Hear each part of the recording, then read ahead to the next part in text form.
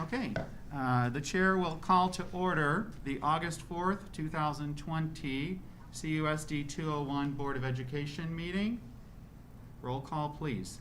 Mrs. Coyle? Yes. Mr. Price? Yes. Mrs. Strohmeyer? Yes. Mr. Armstrong? Here. Okay. We do Pledge of Allegiance, please. I pledge allegiance to the flag of the United States of America and to the republic for which it stands, one nation, under God, indivisible, with liberty and justice for all. Okay, I believe we have one in-person public comment, but they requested to go after the written comments. All right. So you have all of those. I have one here, Kevin. Okay. All right. We have several public comments this evening. The first one is from Amy Rohde. Dear Mr. Carey, members of the Board of Education, I know that the entire administrative team has been working countless hours to come up with a plan for the upcoming school year. I know that you are committed to the safety of the students and staff. I could see in your faces and hear in your voices in the last meeting. I implore you to make a decision that we can live with in the long term that prioritizes health and safety. COVID-19 is deadly, which we know, and there are long-lasting health complications that the medical community is only beginning to be able to understand. Opening schools to in-person instruction will spread the virus to our youth and educators. This has already been proven as schools have opened in the last week and have had COVID cases even on day one. In addition, based on the data regarding COVID-19, we know that our students of color are most susceptible. Even without school, these students are already more likely to contract the virus. Now we will put our Latino students and educators at more risk when we force them back into the school environment. We have a strong dual language program and wonderful teachers. My daughter has loved every single one of her teachers. I hold no doubt that every parent in the program would say the same. We know that adults are more at risk of contracting COVID-19, suffering long-term negative health effects and potentially dying. Opening the district to in-person instruction could result in staff dying and or their family members dying. The death of even one student or adult in our school system is too many. In-person instruction in our schools is simply not safe, and I believe that the school should open remotely for all District 201 students. The next public comment is from Jamie Hoynes-Cisnell. In reading the memo from Mr. Carey, I'm very confused and concerned. I'm not understanding how the buildings are unsafe for students to come for instruction, but safe for students to come for childcare, babysitting by the Park District. At one point, it was mentioned that there would be no sports if we go remote. Since the IHSA has qualified golf and cross country as low-risk sports, and we can also consider bringing in small groups for lab experiences and other performance-based learning, I'd hope that would allow those sports to continue as well as bands, since it could meet in smaller sectional type groups outside. I believe staff is reacting out of fear, not for the safety of students. I'm wondering out loud if the staff is so very concerned about returning to in-person instruction, has locked themselves in their homes and is not going to Walmart, out to eat, or any other store or park. Thank you for your time. The next public comment is just Kozak. I have a few questions regarding school. Will the incoming K students get Chromebooks? Also, will they be required for 5 hours of learning a day on a computer? Synchronous learning is difficult for us, and we will not be able to maintain. So we have an option to not do that piece. My husband and I are both essential and have to work. We don't get the option of being able to work from home. Also can't afford to pay tutors to help with this. What about kids with 504 plans and struggling to learn on Zoom? What are your plans then? The next public comment is Jason Engstrom. Hello, Mr. Carey. I've heard that the decision has already been made for schooling this year to be fully remote. Perhaps this is only a rumor, but assuming it is true, it is surprising given a large departure from what was communicated only a few weeks ago. Could you explain what factors have changed in these past 2 weeks to move from a 5-day per week in-person plan for K through 5 to no in-person learning at all? Did the board vote on this decision? If so, what were the results of that vote? I find it difficult to believe a district of our size could not manage to have any in-person instruction while districts as large as Chicago have managed to offer some in-person learning despite much greater logistical challenges. I appreciate your helping us understand this full remote decision, how this full remote decision has come about. Thank you, Jason. And the next public comment is from Roxanne Engstrom.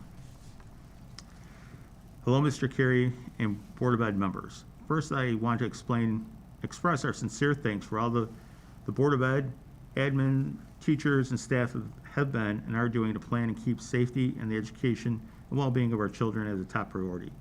The educators in our community are amazing, and our family is so grateful for you and want to work together to continue to provide a high-quality education that promotes the good of the public, as public education should never just be about what is best for my individual child. There are no good decisions right now. Everything is so difficult, and we see and appreciate you. My question is about the seemingly sudden decision to change course in planning this year. How was this decision made? Was this primarily based on staff needs or the feedback from the community, or both? The letter states that we will assess conditions October 1st. What exactly will be reassessed? Are we looking for a certain positivity rate, waiting for a vaccination or elimination of COVID-19? One of the most stressful parts of this has been the unknowns. If we do not know what we are assessing on October 1st, it seems just to delay the inevitable. It would be better for families and everyone to make decisions if they knew what this means. What conditions will allow in-person learning?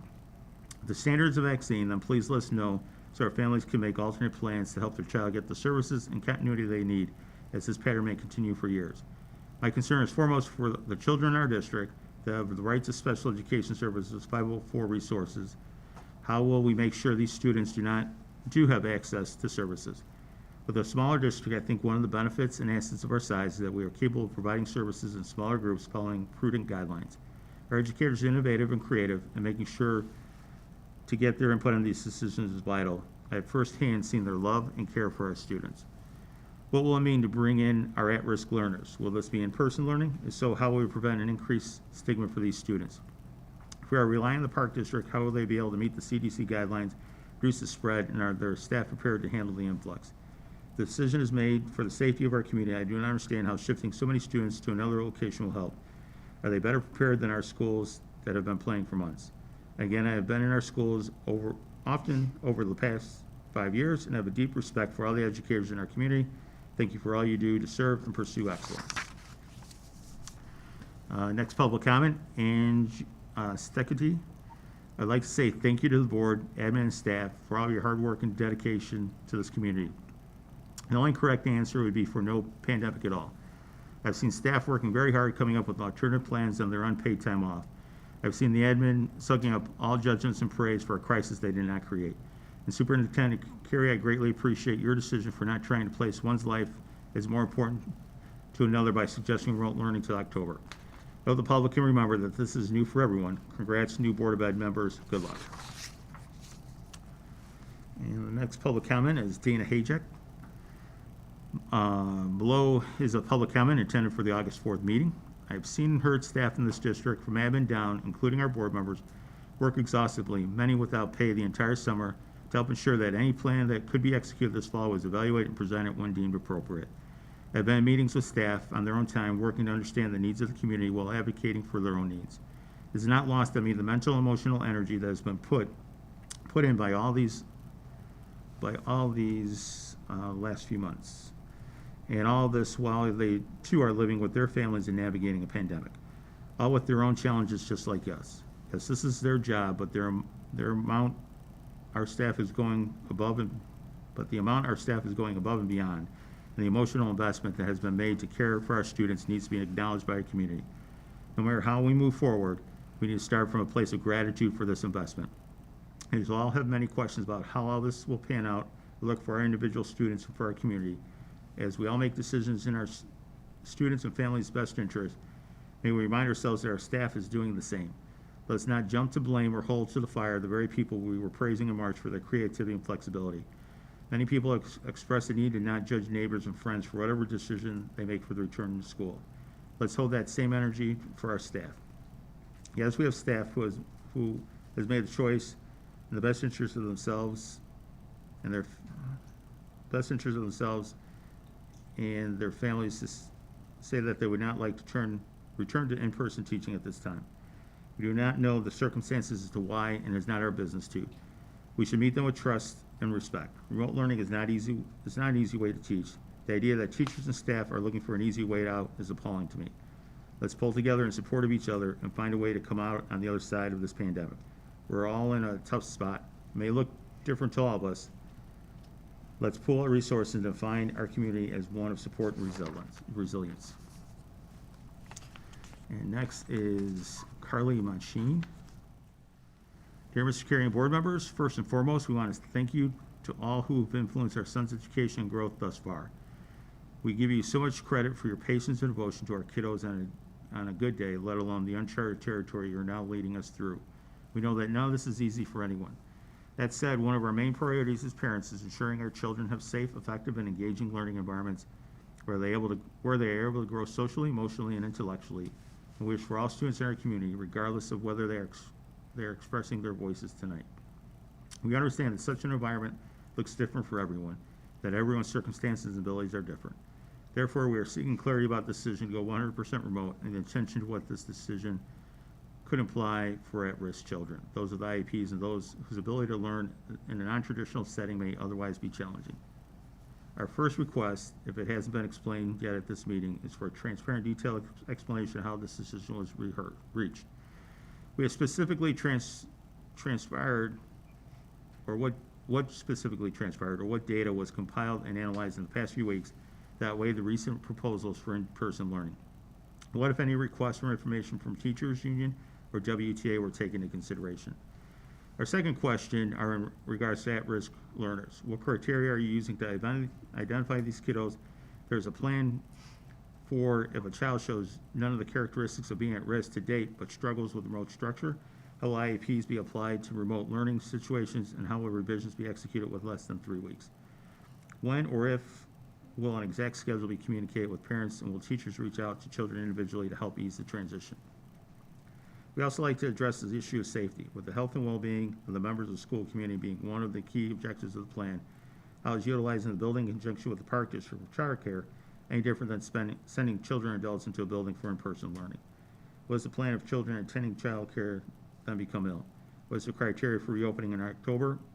When will the decision be made, as many of us need to come up with long-term plans for our own employment situations? We understand that no decision is ideal for 100% of the community, and that many of these questions have yet to be answered. Our hope is that these questions we are asking now can shed light on what's going through our minds so that the appropriate plans can be developed within less than 3 weeks before our young people return to an educational setting. They deserve it and the right to it regardless of circumstance. Next is Maris McIntyre. Dear Mr. Carey and CUSD 201 school board members, thank you for all of your hard work and thoughtful consideration that has gone into planning for the 2020-2021 school year thus far. Unfortunately, the decision as to the best way to reopen schools will inevitably be mired in fear right now, and there's no remedy for that. It is rational to be fearful given the current circumstances. However, as a family medicine physician and parent of 2 elementary students, I'd like to share my perspective in getting to a point of moving forward. In March, shortly after the schools closed, my practice switched to nearly all telemedicine. I still saw some patients in their cars to run strep and flu tests, give vaccines, or check a child's air, but I gowned up with scrubs, a mask, and face shield, etc. I was fearful. We started opening our clinic to patients at the end of May, beginning of June. By that point, we had more data about masks, and we also required patients to wear masks. It was okay, but I was still fearful. Then studies were done in local healthcare systems looking for positive antibody levels in workers, all using basic surgical masks, no goggles, no gowns, distancing as possible, practicing good hand hygiene. Of course, workers directly contacting COVID patients had different PPE. Our numbers of positive antibodies in healthcare workers ended up being very low. Perhaps some never developed antibodies despite exposure, but overall it seems that these basic precautions protect us. Now I see my patients in person. We check their temperatures prior to entering the clinic. They wear masks. My staff wears masks. I wear a mask. I also use a face shield in case I have to look into their mouths. I see my patients without much fear. School will be different for my practice because there will be multiple students in the classroom, not just one-on-one encounters. However, I believe maintaining social distancing and giving teachers face shields and masks, mandating that all student staff wear masks properly, will work to mitigate the spread of COVID-19. I have months of experience, clinical data, read medical publications, watched lectures, and my medical education to guide me. I don't expect all these affected by this decision to feel the same way I do. I'm deeply concerned that if our schools don't reopen for in-person learning, now we will be remote all year. That would be catastrophic so many families and students in many, many different ways. Mandatory remote learning 5 hours per day will put a huge burden on the families of our district. Frankly, many students just won't be able to do it, furthering already existing disparities and inequities in their education. Furthermore, studies indicate that some students will actually be endangered. They won't have proper supervision, will become victims of abuse or neglect, or experiencing worsening or new onset of mental illness. We need to thoughtfully use the guidelines set forth by the ISBE, IDBH, and DuPage County Health Department to safely reopen. There is no perfect solution here, but we need to educate our children to the best of our abilities while keeping kids and staff safe. I don't see any way for all elementary students to do remote learning all year and it not be detrimental for both educational and social emotional standpoints, even with great improvements in the remote learning experience. Perhaps if I lived in a hotspot, my feelings towards this would change, but we're doing a good job here, especially in DuPage County. Our children deserve education in the least restrictive environment possible, even if it means wearing masks and social distancing. Unfortunately, COVID will not magically go away, even with a vaccine. We need to learn to move beyond fear, adapt, and live with it. Try taking safety precautions in our schools, just as we have in other areas of life. We need to move past fear while being vigilant to avoid potential exposure and aware of the effects of COVID infection. Some families would still choose the remote option, which is understandable and should definitely be available. But that should only be a choice until IDPH or the governor says we need to close again. I am deeply disappointed that tonight CUSD 201 administration, along with the WTA, has chosen remote learning only as a single option to start the school year until at least October 1st. What will be different or better October 1st? Will numbers be lower? Most likely not. Why October 1st then? Why not just start as planned with the hybrid model and close when numbers rise? What goals need to be met to reopen schools again for in-person learning, or should parents begin preparing for an entire school year conducted only remotely? I stand firm in my belief that staff and parents be assured that all necessary safety precautions will be taken and that solid plans be put in place for our students to return to in-person learning this fall, for families who desire it, and offer remote options for those who feel that best suits their needs. Thank you for your time and consideration. And then we have Amanda Hedeke. First and foremost, thank you everyone for your time and efforts during this time of change, stress, and planning. I truly understand it must not be an easy time to be a part of the educational system. During this all, I have been very pleased with transparency and efforts of the district. I commend you for giving options to everyone's needs. The outlined options and plans were realistic. All we want is the best for our children, families, and community. With that being said, I do not admire what occurred over the last 24 hours for the proposed recommendation for this district. We went from weeks and weeks of board meetings, surveys, registration, emails, sleepless nights, decisions, planning for childcare, and work schedules, only to come back to one option of remote learning. I understand we all have different feelings and opinions of this, but education is essential to our children, and we should all be given the option of what works best for our circumstances. If there weren't any options to be given in the end, then what we were doing this last month. I feel a bit dragged along, which is something I do not want to have to say. Those who chose remote learning, nothing has changed for them. They were able to make remote learning work for their families, and that is wonderful. I admire that. Those who chose in-person hybrid were giving information and plan for their children to go back to school on August 24th. Then receive information that this has changed. Remote learning is in effect until October 1st. Children whose parents chose in-person learning there for a reason. They trust the district will do what they can to provide a safe, healthy environment. It suits their child best to have in-person learning majority of the time, and allows parents to work and provide an income to their families without the burden of child care costs. As the board decides on this recommendation for the school year, I truly want everyone to think of all aspects. As an essential worker myself, I've been a nurse working during this time. I understand that this is related to the worries of staff. It's not easy to face your job in a scary, uncertain manner with changes always occurring. But I will say, if everyone works together and does the right thing, going back to school may not be so scary, and it could work. If that doesn't feel right to staff and families, then they have an option of remote learning until winter break. The same go for those staff and families who feel in-person learning is right for them. Thank you for your time. I know this isn't easy. We'll all work through this. And the next public comment is from the Clarks. I appreciate everything the board has done so far this pandemic. I won't lie and will say that I am disappointed in the decision to start the school year off with remote learning. It's hard enough in the spring with my twins. The only thing that was great is the teachers had been co-teaching, which I know this school year is not an option because of the pandemic and changing to grade centers. We have a small house, and Daddy also is working from home until the end of the year, which makes it a bit more challenging again. My question, why did you bother with the hybrid in-person learning if you did not have 50% of the teachers on board? This seems like a waste of time when everyone could have been more focused on remote learning, planning, and figuring out things like attendance. We're looking forward to the hybrid learning. My girls want to go to school. Now it would be a big disappointment with remote learning and a struggle. My one son also has an IEP, and I'm not sure how that will work out for the fall. It didn't go very well for the spring. She was to spend on learning to add an extra work. And then this is from M. Glusek. With all, dear CUSD 2-1 board members, with all the concerns about returning to school, taking surveys, and moving to the start of the school date, I'm concerned about a few things. Congratulations on selecting 3 new board members. Why would they not include them in the discussion of reopening the schools and have the new board members installed prior to the discussion or meeting? It's my understanding that they each have children in the district, so I would think they would each have something to bring to the table. To the public, it looks only as if the current four board members think they are competent enough to make such an important decision.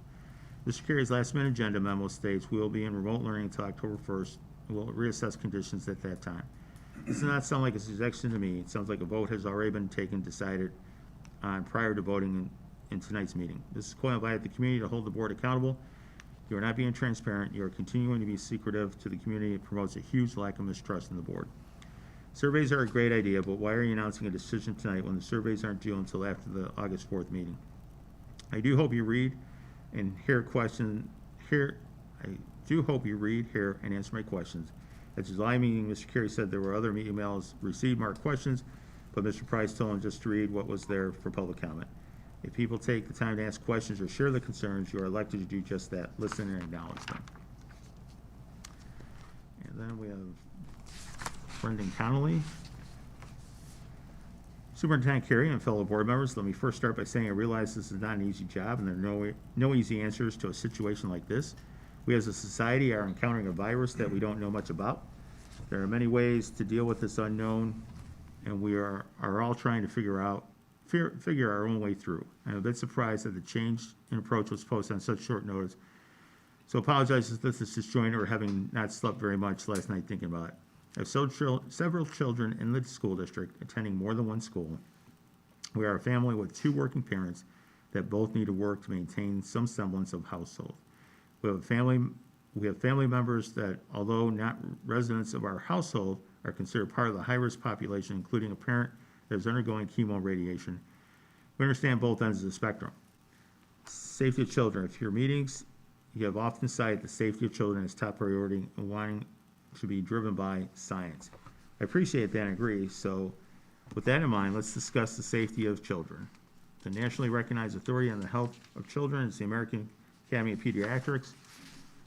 And then there's a link to article. Almost 6 months into the pandemic, accumulating evidence and collective experience argue that children, particularly school-age children, are far less important drivers of SARS-CoV-2 transmission than adults. Therefore, serious consideration should be paid towards strategies that allow schools to remain open even during periods of COVID-19 spread. In so doing, we could minimize the potentially profound adverse social, developmental, and health costs that our children will continue to suffer until an effective treatment or vaccine can be developed and distributed, or failing that, until we reach herd immunity. We also have the New England Journal of Medicine. I would note that this article in particular recognizes the difference between primary, elementary school, middle, and high school kids and their immune systems. We therefore need to prioritize both the complete physical reopening of schools and safety protocols that are aligned with children's development needs and teachers' pedagogical and supervisory capacities. To make it all more local, attached to the video from one of the most respected pediatric doctors in the area, Dr. Paul Eschenberg. He provides insight on data up to August 2nd, which actually contradicts much of what was stated in the rationalization provided in board notes. Specifically, from early June till now, we have had a 3% positivity rate on a 7-day rolling period. Although there was very small turn up, it is also well below the 5% mark that is a concern. For reference, the rest of the United States is around 10% positivity rate.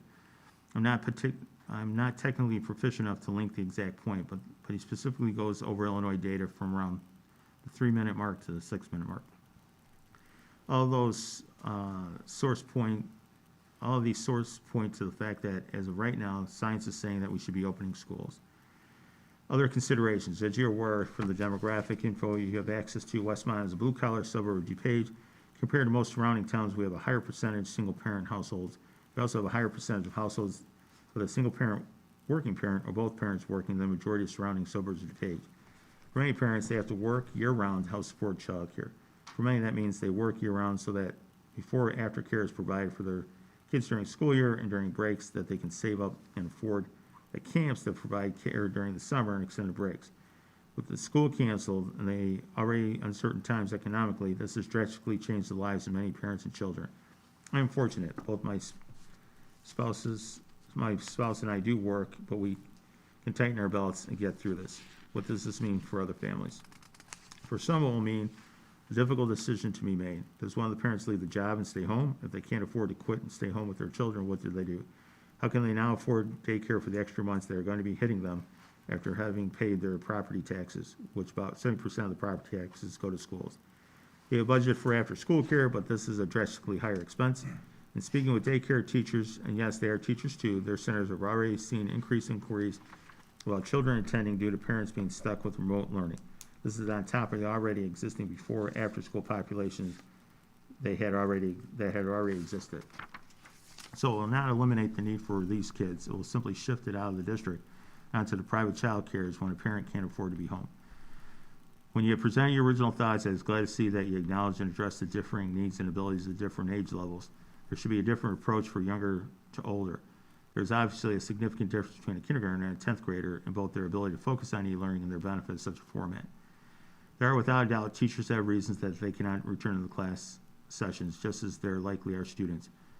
We cannot change that. Once again, there is no answer. I understand that the roles of those that can't return don't exactly map to remote and vice versa, but that does not mean that we do not figure it out. I would stress this once again in the elementary school area as being a more readily addressable issue. I understand that there are no easy answers. We have to look at this on many levels. That said, as I have heard in so many of your meetings, if indeed the top priority is a scientific-based approach to the safety of our children, what data is driving that? As noted in the New England Journal of Medicine article, there are significant differences between obviously the immune systems, but also transmission rates and data on older students versus younger. Why would we not follow the science, and especially with primary school, focus on getting those kids back to school? I believe you need to consider your thoughts of grades K through 5 and offer a minimum some level in-person schooling, if not full, along with a remote option. If you are going to go against the current science, what is the reasoning? Appreciate your time and your efforts you're putting in. Once again, there is no easy answer in those cases, and it would seem to me that we should be following the readily available science. Thanks for your time. Okay. All right, I have one additional, I know I get a lot of time to talk up here, but I had a conversation today and some thoughts today about getting some feedback from my own child, who happens to be a senior this year. And I wanted to know what she thought about all this. I've heard a lot about it at home, but I wanted to share some of it with you. So I texted her, and I asked her specific questions, and she responded.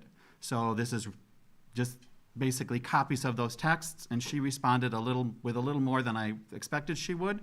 So it'll be right about the 5-minute mark. Kira, I would like to get some of your thoughts about school this year being remote or in person. I'm going to ask you some questions, and I need thinking brain mature answers with opinion and evidence. Question 1. How do you feel about remote learning last spring? Pros and cons. Writing a paragraph, I shall answer those questions.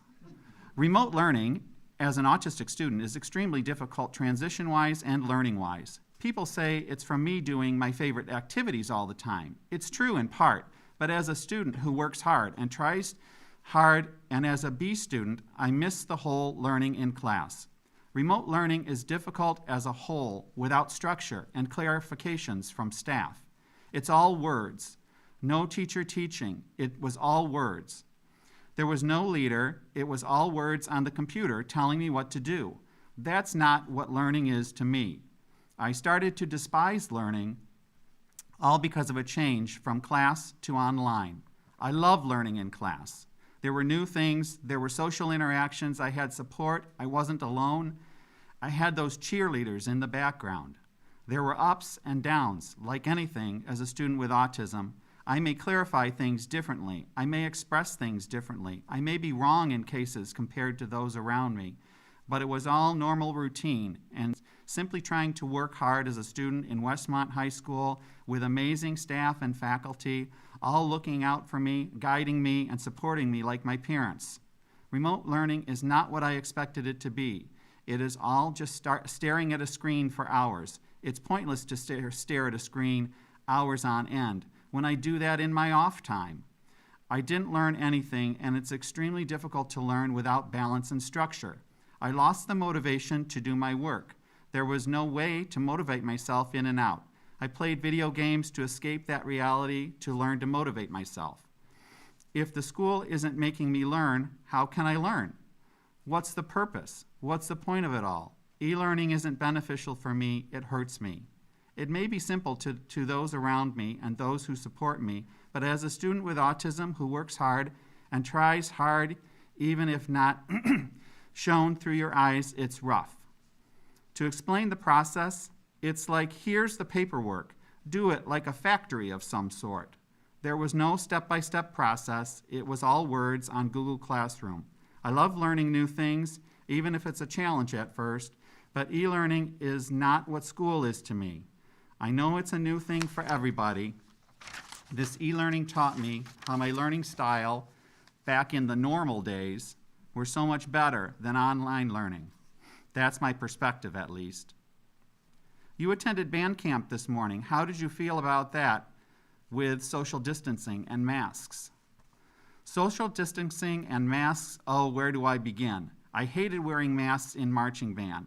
It was hard because we switched from marching to marching with instruments and combine all that playing. It's a nightmare to put it on and off, especially if we are playing our instruments. Despite the issues of masks I currently stand, I have no problems with social distancing. Hard to tell with 6 feet, though. I should bring a measuring tape or something to measure out the distance. But I would love marching band. My only issue is the masks. Due to playing our instruments, it's annoying to flip the mask back and forth. School will require masks, and I can comply. For yourself, socially and emotionally, how do you feel about online learning versus being at school? When online learning came out of the blue, socially, I felt extremely alone. No friends to talk to, no connection. Emotionally, I felt more stressed than I ever was. Learning in school was normal. There were ups and downs. There were hard concepts. I was stressed, but not to the point where I have despised learning and rely on my hobbies to learn something and to escape the reality. Being at school, it was normal. I had friends. I had strong connections with those around me. I didn't feel alone. It was drastic change to how I felt, and the perspectives changed within me. I felt the appreciation of being at school, learning with entertainment. No words can describe the staff at Westmont High School. They are amazing at entertainment and are extremely supportive on academics. Not being at school for months causes me to change my perspective on being in school. From being, I want to get out of here, to, I miss being at school because it was normal. It was a shock to see how my perspective changed. I would say e-learning is rough compared to being at school. This is your senior year. How important is this school year for your success and plans after high school? This school year, in my mind, is very important to me.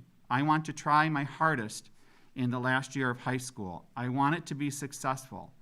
As for my future post-high school plan, I plan on pursuing my dream job of being a Disney cast member or either attending North Central or Elmhurst College. I plan on majoring in biology. I am hugely interested in befriending wildlife and how we can save them maybe study their mind and how they feel. Do you worry about becoming ill or possibly spreading COVID yourself if you are at school? Of course I am worried. I worry if somehow I catch COVID and may spread it to someone at school who is at risk. I also fear if I catch it that my life may be threatening for me. As much as I do not like putting on masks, I do fear about other people's safety. With those worries, do you think you can attend school safely? Yes, I believe I can attend school safely. I just wanted to share that because I don't think we've heard from a lot of parents or a lot of students that I recall, and I think that's an important piece to keep in mind in all of this. This really, really, really impacts students, and particularly students with special needs, in a very profound way.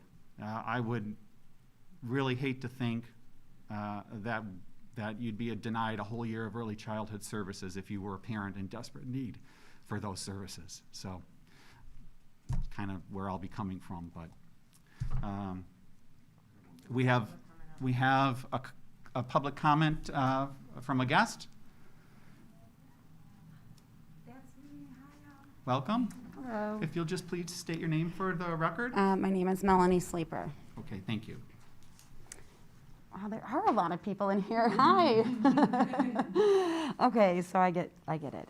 My name is Melanie. I have 4 children in the school district, a rising kindergartner in the dual language, first grader in the dual language, and then a junior and a senior. So I can sympathize with Joel on the senior part of it. You know, it's a little bit difficult to swallow all of this. So with that said, I just wanted to thank you for giving me the time to speak this evening. I feel it's important to tell you how this crisis has affected my family.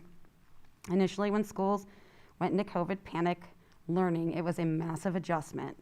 None of us were expecting it to turn the way it did. We had some good days, however, the emotional, physical, and mental overload was incredibly intense a majority of the time. This has led to a great deal of emotional distress for all 4 of my children, my husband, and myself. On top of having to juggle 4 kids amidst a pandemic stuck inside our house, we also had to deal with not only the trauma and loss of normal life and my job, we also suffered as we watched my father admitted to the ICU and almost dying due to COVID-19. I don't know what was going on in other people's homes, but I imagine similar things were happening to other families in this district that were also happening in mine. There came a point in time when all of us realized that this is the new normal.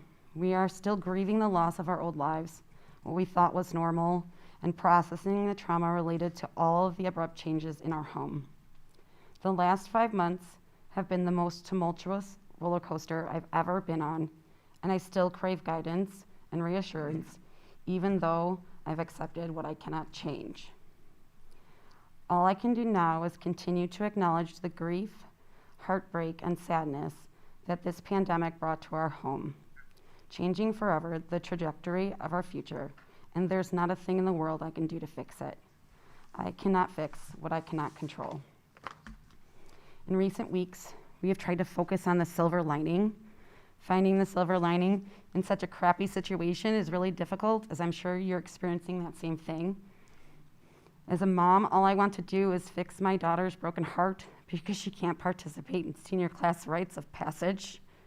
I want to watch my youngest son walk into a building on his first day of kindergarten, and I can't. So I'm trying to find the good, not only for me, but for my kids, because they deserve the best. It is important for me to give them as many options in life as possible. And when given very few options, we will always choose what's best for our family right now. Although I had hoped the administration would come up with some miraculous plan, I prayed on it, and now I fully accept the decisions being made. And I will find the good in this somehow. The reason I am so willing is because I know how hard the school board administrators, teachers, volunteers, and parents have worked to make a miracle happen. And ultimately, the decision isn't up to us, it's up to you. And I'm okay with that because I have always trusted the school board, the teachers, and the administrators. Everyone involved in the raising of my kids has done a good job so far. I've trusted this school district for 13 years, and I have to have some faith in that it won't look like it did in the spring, that I'll be given some guidance on how to handle all 4 of my children learning in the same home at the same time. I will always trust that we are all doing what's best for my children. I have to believe that after all of these years, I know that the decisions that are being made are hard, but they'll be the right choices because there are no other choices. I also want to say that it's important to me and my husband to make sure that the administrators are aware that we are fully supportive of whatever learning model is best for the school district, and we'll do our best to embrace the change and support you all for our children, just as we have in the past, always. I cannot thank you enough for working so tirelessly for my family. This is not easy, and I am grateful that I live in this community because I know that you all have sacrificed a lot to do the impossible. So thank you, because I don't think you hear it enough, and I don't think I could say it enough. Thank you. That's all.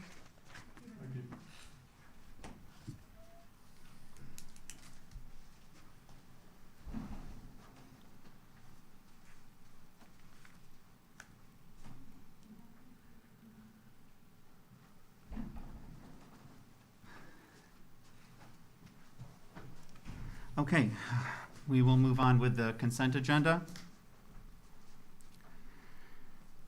The chair will entertain a motion to approve the consent agenda as presented. Personnel recommendations, certification of hazardous crossing, board authorization of vehicle use, approval of additional June 2020 expenditure report, approval of additional July 2020 expenditure report. Does anyone have any discussion on any of those items? No, but I think you need to say the name. Hang on.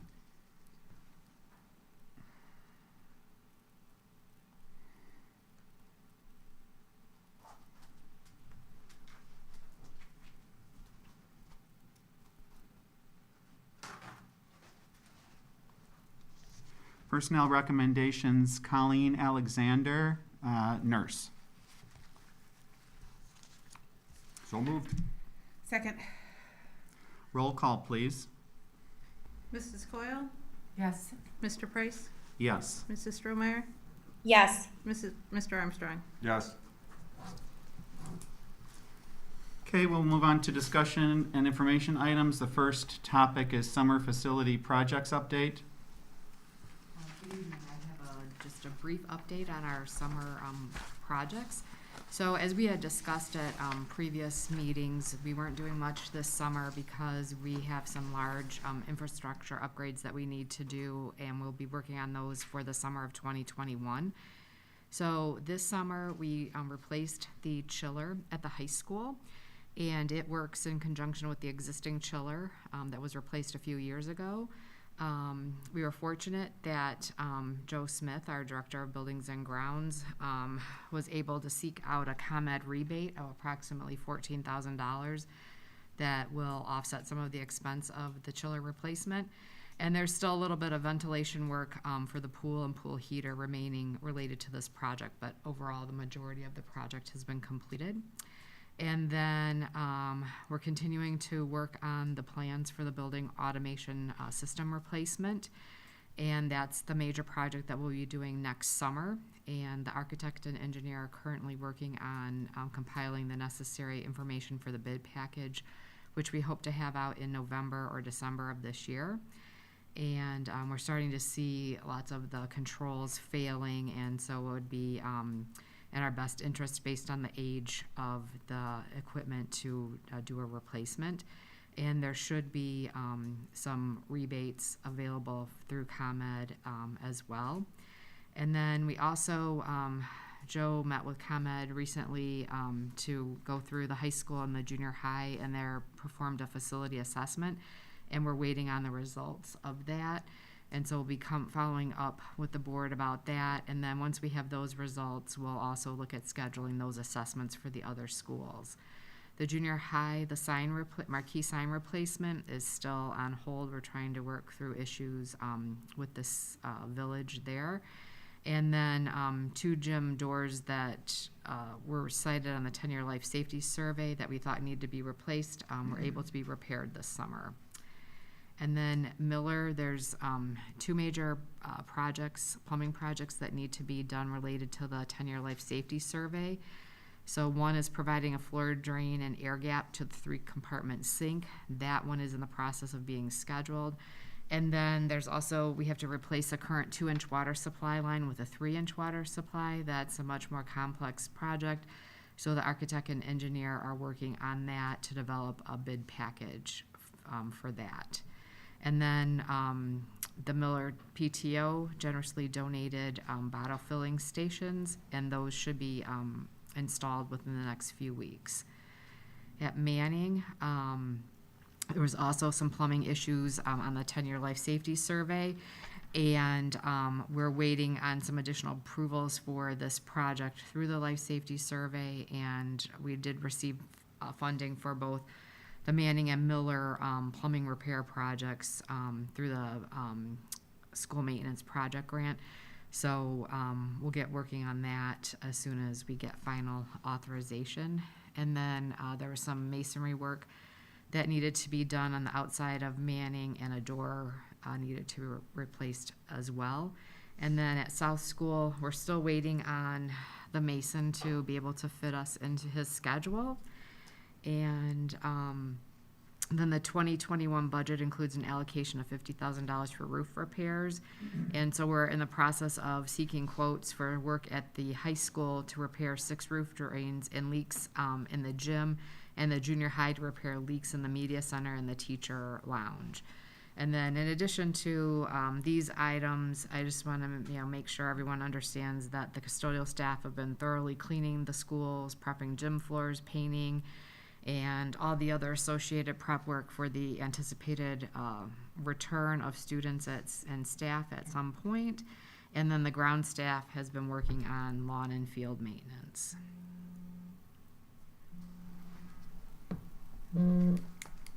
Any comments or questions on that? Thank you, Joe, for working through that rebate. That's not a small amount of money, so appreciate that. Okay. If there's no more questions, we will move on to discussion about the school opening plan.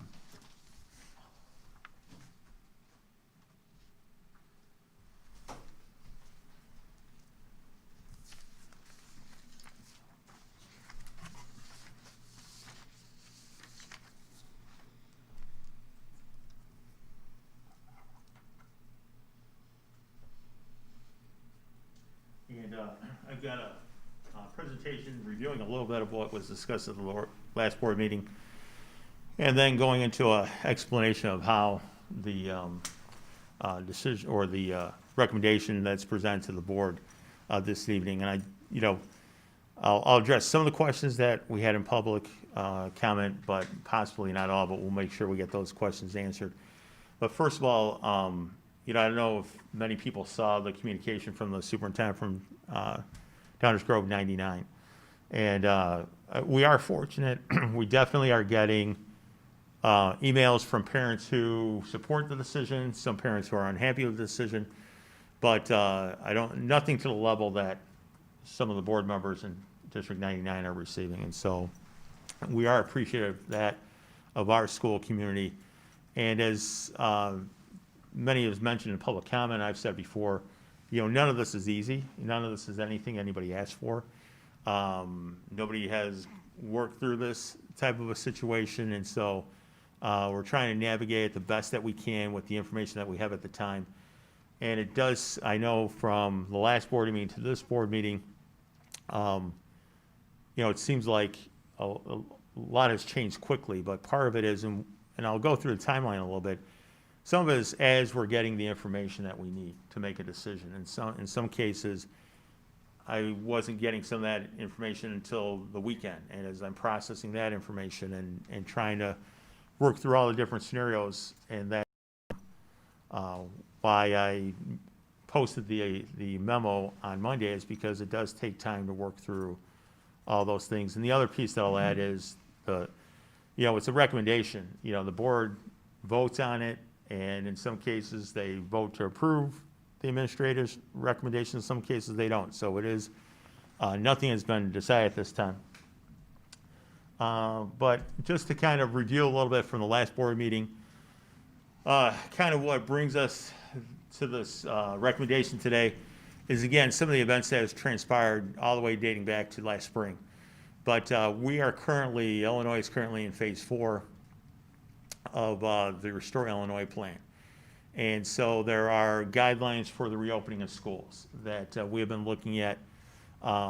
Phase 5, I think realistically to think that we'll reach phase 5 anytime soon is not very realistic when you need either effective treatment or no new cases over a sustained period of time. And we're not anywhere close to either one of those criteria. Just a reminder what in-person learning looks like. Again, it's the social distancing, roughly in a 700 to 900 square foot space, that's 12 students. And a teacher, face coverings, the temperature checks, all those things that we covered in the last board meeting. The one thing that, and this is kind of what happens as we're having conversations. I was in a Zoom meeting with the DuPage Public County Health, and we always talk about the close contact and 6 feet for 15 minutes. That's considered, if it's less than 6 feet for 15 minutes, that's considered close contact. Well, the question was asked, 15 minutes, what kind of starts and stops the clock, so to speak?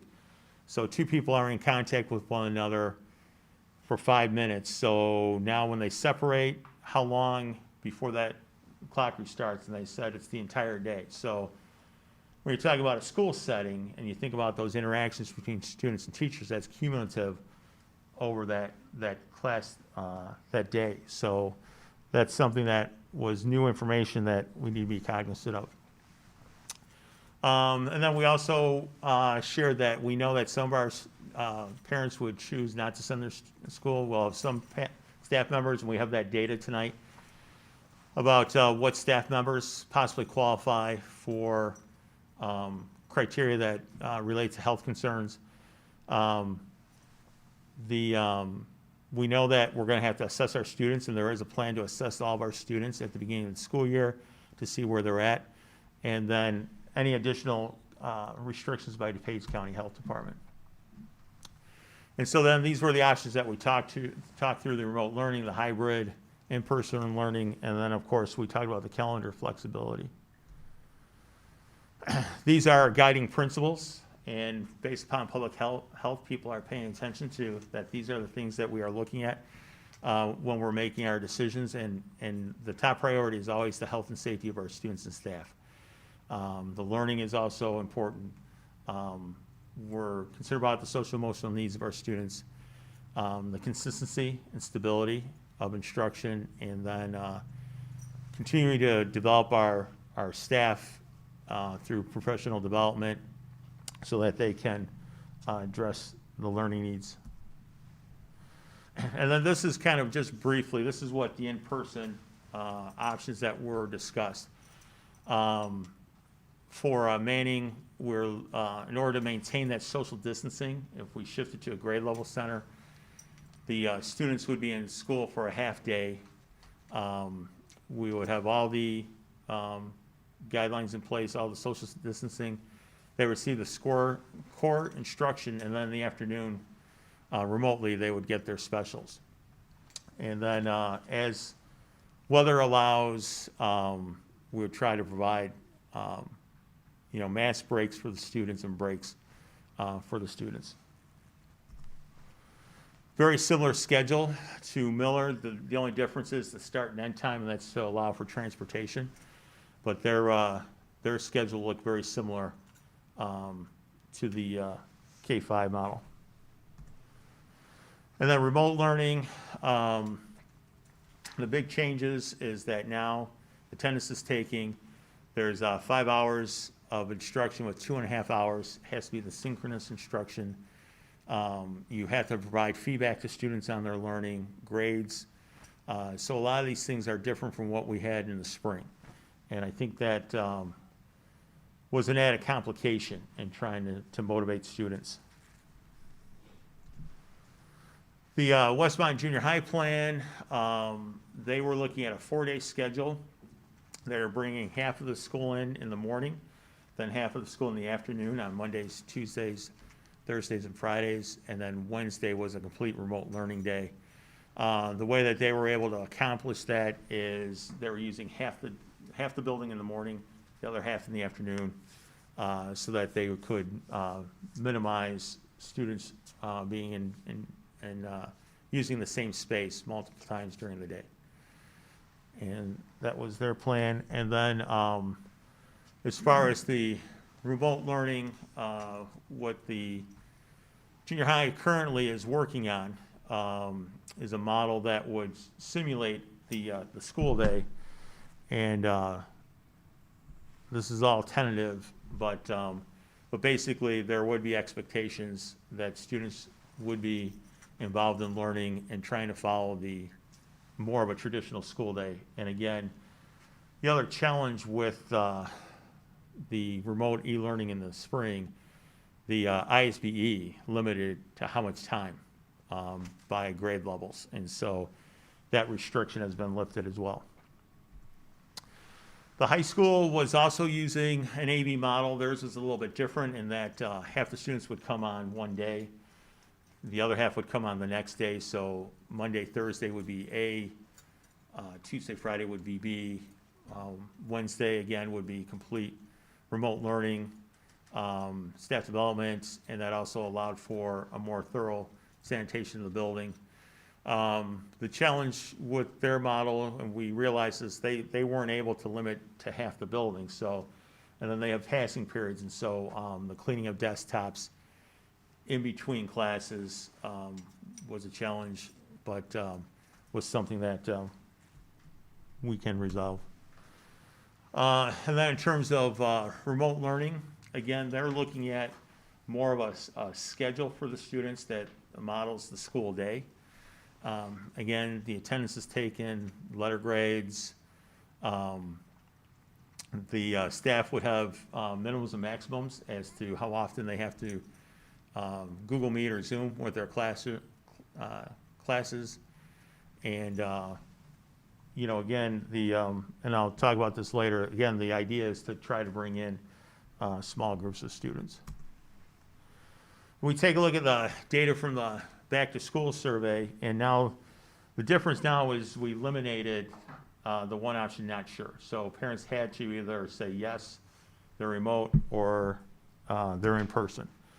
For Miller, you can see we're running about 35% want remote and 65% want in person. Manning is running about 37% remote and 63% in person. The junior high, 38% remote and 62% in person. And then the high school is running about 37% in person and, or I'm sorry, 62% in person and 37% remote. We did break this down by grade level, K through 8. The high school is always a little bit different, but grade level, and then what the breakdown is per grade level. And so you have three pieces of data for each grade level. What percent of the families have responded at that grade level, and then what percent want the in-person, what percent wants the remote. So you can kind of see the breakdown based upon grade level. So it varies a little bit from grade level to grade level, anywhere from the 28% to 40% of the families. The other piece of information that we didn't have before is the employee survey that we did. And so this question that was asked of all of our teachers, or of our staff, was the question that we got from our law firm, from our attorneys. They said, okay, this is the question that can be asked. And I think I might have mentioned this, there was a little bit of pushback from the unions about even having teachers or employees respond to the question, because there was concern about what happens if a employee responds yes, that they meet one of these criteria. And without some semblance of an understanding of how we were gonna work through these different cases, they didn't feel that it was in their best interest to have people respond. And so we worked through that last week, and so then the staff were finally given the green light to respond. And so this is the data that was coming in over the weekend in terms of what our employees responded. Again, a yes answer means that that person has one of those factors that they would qualify for not returning to work. And so you can kind of see the breakdown. South Manning Miller Junior High, high school, we still have 7 employees that wouldn't put their name to it. And so there's no telling where they would fall into that group. And I'm just giving you the teachers and teaching assistants because that ultimately impacts the classroom and what we're able to do for our staff. The next step in the phase is meeting individually with each of the people that responded yes and drill down a little bit and say, okay, which of these factors is it? And in some cases, some of the employees may say, well, I answered yes, but I'm willing to come back. In some cases, we'll have to figure out if there's an ADA accommodation that can be made. In other cases, they may qualify for some type of a leave. But the challenge for us, and especially being a small unit district, is, we have some families that are choosing remote learning. We have some teachers that may not be able to return because they meet one of the criteria. Those are not always aligning, not every teacher can teach every grade level. Not every teacher can teach every subject. And so, an example would be if you have a high school teacher that is certified to teach the physical sciences, chemistry and physics, well, they can, and they need to be on, remote. They can teach students chemistry and physics, but they can't teach life science. And so, who's going to pick up the life science piece? So those are the challenges that we have, is trying to align those pieces together. So the recommendation that is being made is that we go with remote learning. And so the question is why? Why remote learning? For one thing is, we're running very high on the percent of people choosing remote learning. We're over 30%. Most districts are at 20%. So now you got to be able to provide a high quality remote learning experience at the same time and a quality in-person experience. And then also look at the staff that we have to work with. And we still have several of our families have not responded to the survey, so we don't know where they're going to fall on this as well. The number of staff who have indicated that they have a qualifying reason. Each person needs to be vetted. How do we best accommodate them? And then if the teacher cannot return and may not be able to teach a certain subject or remotely. I can tell you there's one specific case. I don't want to go into a lot of detail because of, so that the individuals maintain their anonymity. But there's a situation in one of our buildings that if it bears out that these teachers cannot teach in person and they're doing remote, there's nobody that can do in person. And so then we essentially have to hire a staff member. So if we want to offer in person, in some cases, we would need to hire staff in order to make that work. And this is where I mentioned, to provide both in-person and remote would require additional staff. So there's the posting and interviewing process. Right now, the ROE is 2 weeks delay for criminal background checks. And so typically, we could call the ROE and set up a criminal background check for the next day. Everybody is impacted by the pandemic and their workforce. And so it's going to be a process, a slower process to get those people hired and in place.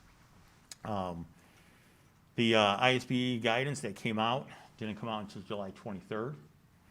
And, you know, the districts then found out for the first time what was going to be required for the remote learning. So that changed the thinking and how are we going to accomplish this. The other thing that I want to make sure that we're aware of, we can control our environment. We can have our protocols in place. We can social distance, require masks, but we can't control what happens outside our environment. So we can't control what happens on weekends. We can't control what happens in the evening. Our state's seeing increases in COVID-19. DuPage County is. DuPage County Public Health really thought that the summer that the cases would drop. And they said because you got families quarantining, you got families following the guidelines, they said the exact opposite is happening. And they said that's, you know, if you look around, you know, people are having graduation parties, they're having birthday parties, they're getting together, you know, they're not social distancing, they're not wearing masks. And so, you know, I can imagine Labor Day weekend, you know, people are going to have cookouts and they're going to have get-togethers, and it's not just our students, it's going to be some of our employees, you know. And so then that next Tuesday, we're going to introduce into our schools students and adults who possibly have been exposed, and you won't know for 3 to 5 days, you know, what's occurring. So all these things go into our recommendation. If we do go with remote learning, what will be different this time? Well, first of all, again, we have the new guidelines from the ISB. Student work in the past, last spring, it was do no harm. So unless it helped a student, you couldn't include that grade. But now students their work will receive feedback, and they will be graded. Attendance will be required. There has to be 5 learning of each day, learning each day with 2.5 hours synchronous with the teacher. In March and April, the buildings were closed. You couldn't bring anybody into the buildings. That wouldn't be the case. We'd be able to bring in small groups of students. And so our students with IEPs, our language learners, you know, students who are struggling or did not connect last spring. I mean, we know which students did not engage last spring. We know which students had a difficult time with remote learning. And so when we talk about at-risk students, you know, those are the students that we're talking about as well. You know, so anybody who we identify as not doing well with the remote learning experience, we'd be able to bring in small groups. Our staff received staff development last May at the end of the school year on remote learning, and they'll also receive additional training this fall, and that's one of the reasons why we moved the start of student attendance to August 24th. Our school data teams, every school has a data team. On a weekly basis, they'll be looking at the student progress, and they will determine which students need additional support. And so again, what interventions are needed, and again, which students need to be brought into those small groups. All of our students will be assessed at the beginning of the year to see where they're at from last year, and that will help teachers to identify what areas they need to focus on and where to start this school year. We are working with the Westmont Park District. Last spring, they provided childcare for families. They had special areas that were for students doing remote learning. They had different activities for students.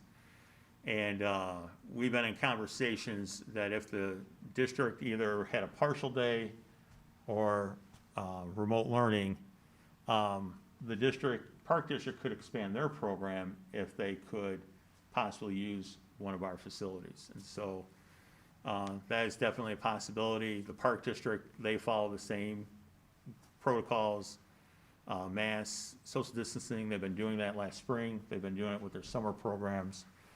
And so they would be able to do that.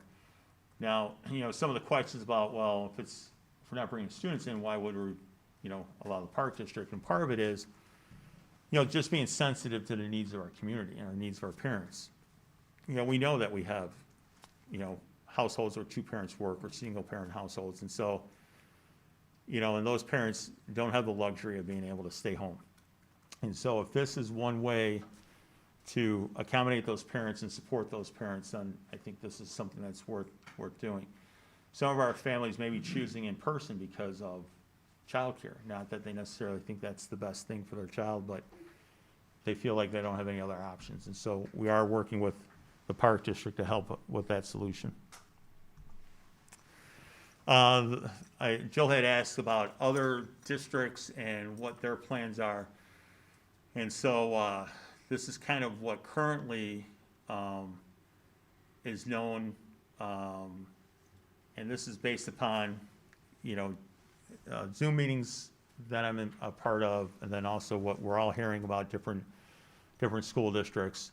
And so you can see who's planning on starting the year with remote, who's planning on, the in-person remote is a hybrid, so they're offering both to the family. Downers 99, they just approved theirs. They're doing the first week remote or in person, and then they're switching to remote for a couple weeks. And then they'll take a look at where they're at and decide if they're going to return. These are then some other school districts. Naperville and Indian Prairie, they announced early that they were in person and offering remote. Since then, they've shifted to remote. I know Elmhurst 205, there's a lot of conversations in that district right now about their plan. These are the elementary districts and what their plans are.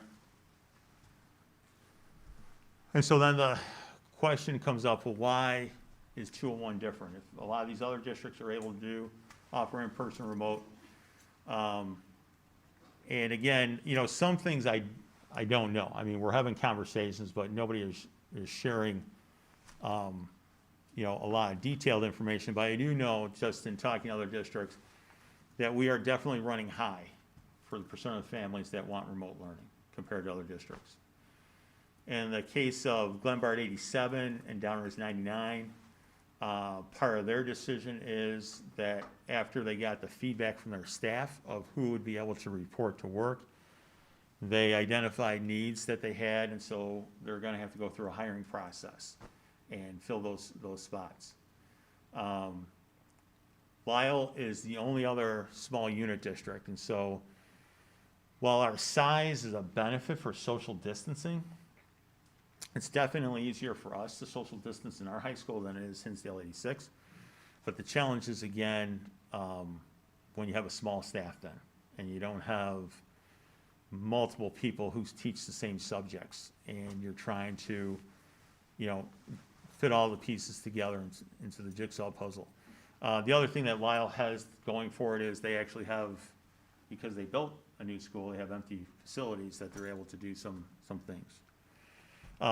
There are some districts out there that that's their plan, but the final decision hasn't been made. They're still going through the decision-making process.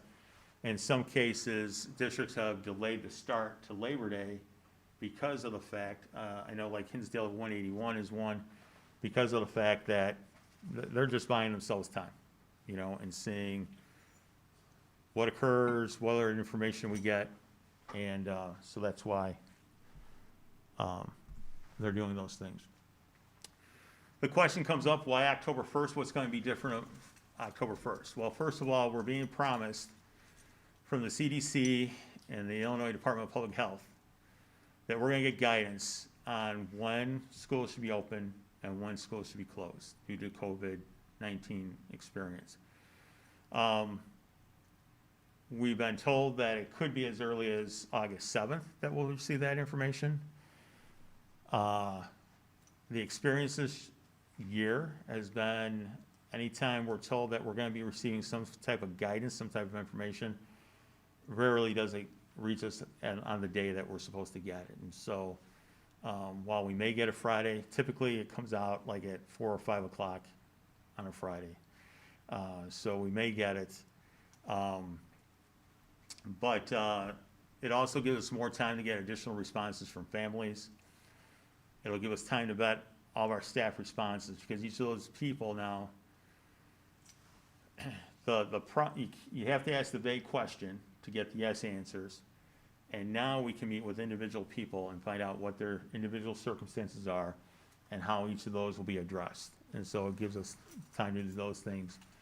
And then if needed, and if possible, I mean, this is a board decision, if we need to hire additional staff to fill gaps, then we're afforded that time. So that come October 1st, we should have the guidance that will tell us, yep, everything's trending the way it needs to. We'll have all the responses from our families. We'll know what areas, and we'll have that opportunity to hire staff that's needed. And so that's what would change in that time frame. So that's the information I have. And then if there's any questions, we have some of our administrators that can help field questions. I have some Sure. questions. Kevin, I just want to, as I was listening to what you said about what the primary driver is for the decision to recommend remote, the admin's decision to recommend remote, I'm going to summarize this, and I want you to tell me, did I get this Sure. correct? So it sounds like safety was a factor, but not really the primary driver. Quality of the education experience, offering both in-person and remote, seemed like a pretty high driver of the decision. And then also the availability of the right number of teaching staff to start on August 24th. Right. Is that fair? Yeah, that's fair. Okay. I have a lot of questions, so if you guys want to jump in, or do you want me to just roll? Okay. You talked about the schedule for reassessing and reevaluating. I think that's good. If things resolve themselves sooner than October 1st, is there a chance we would reassess sooner than October 1st, or is October 1st a set in stone guideline that you have? No, I think we can reassess sooner. You know, it's kind of like what some of our public comment is. You know, I don't want to give a date where there's a possibility we won't be there. You know, October 1st we'll definitely have all the information. But if we are in a place to do it sooner, if we get the guidance, you know, if we're able to identify what our staff needs, if the board is able to give us direction, yes, go forward, you know, hire those personnel, then we'd be able to transition sooner. Yeah. Okay. There were several public comments about students with IEPs, 504 plans, special needs students in general. I know you said the possibility for them to meet in person with staff would be an option. Can you talk just a little bit more about that and maybe give a little more context to what that could look like for those students in a remote setting?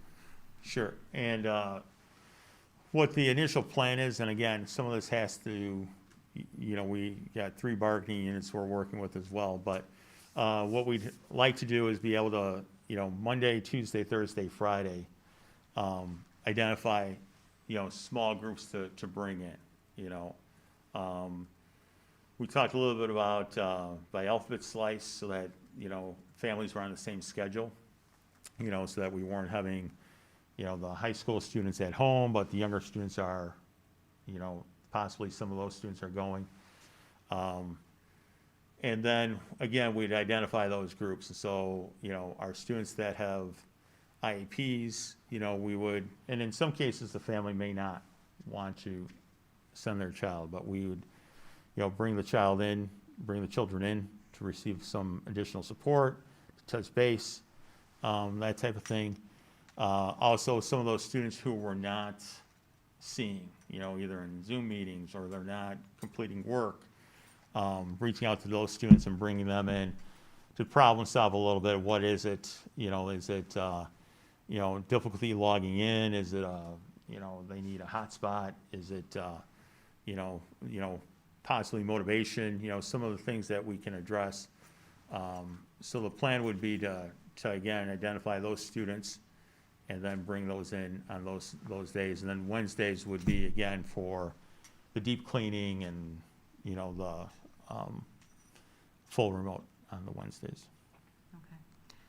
So another group of students that I know people are really concerned about are the youngest students, so K through 2, and I know Tim's here as well. So do you want to just maybe give us a little glimpse at how the district plans to overcome the challenges those students have with remote learning in general? Do you want me to, Tim, or do you want to? We can do it together. All right, All right. sure.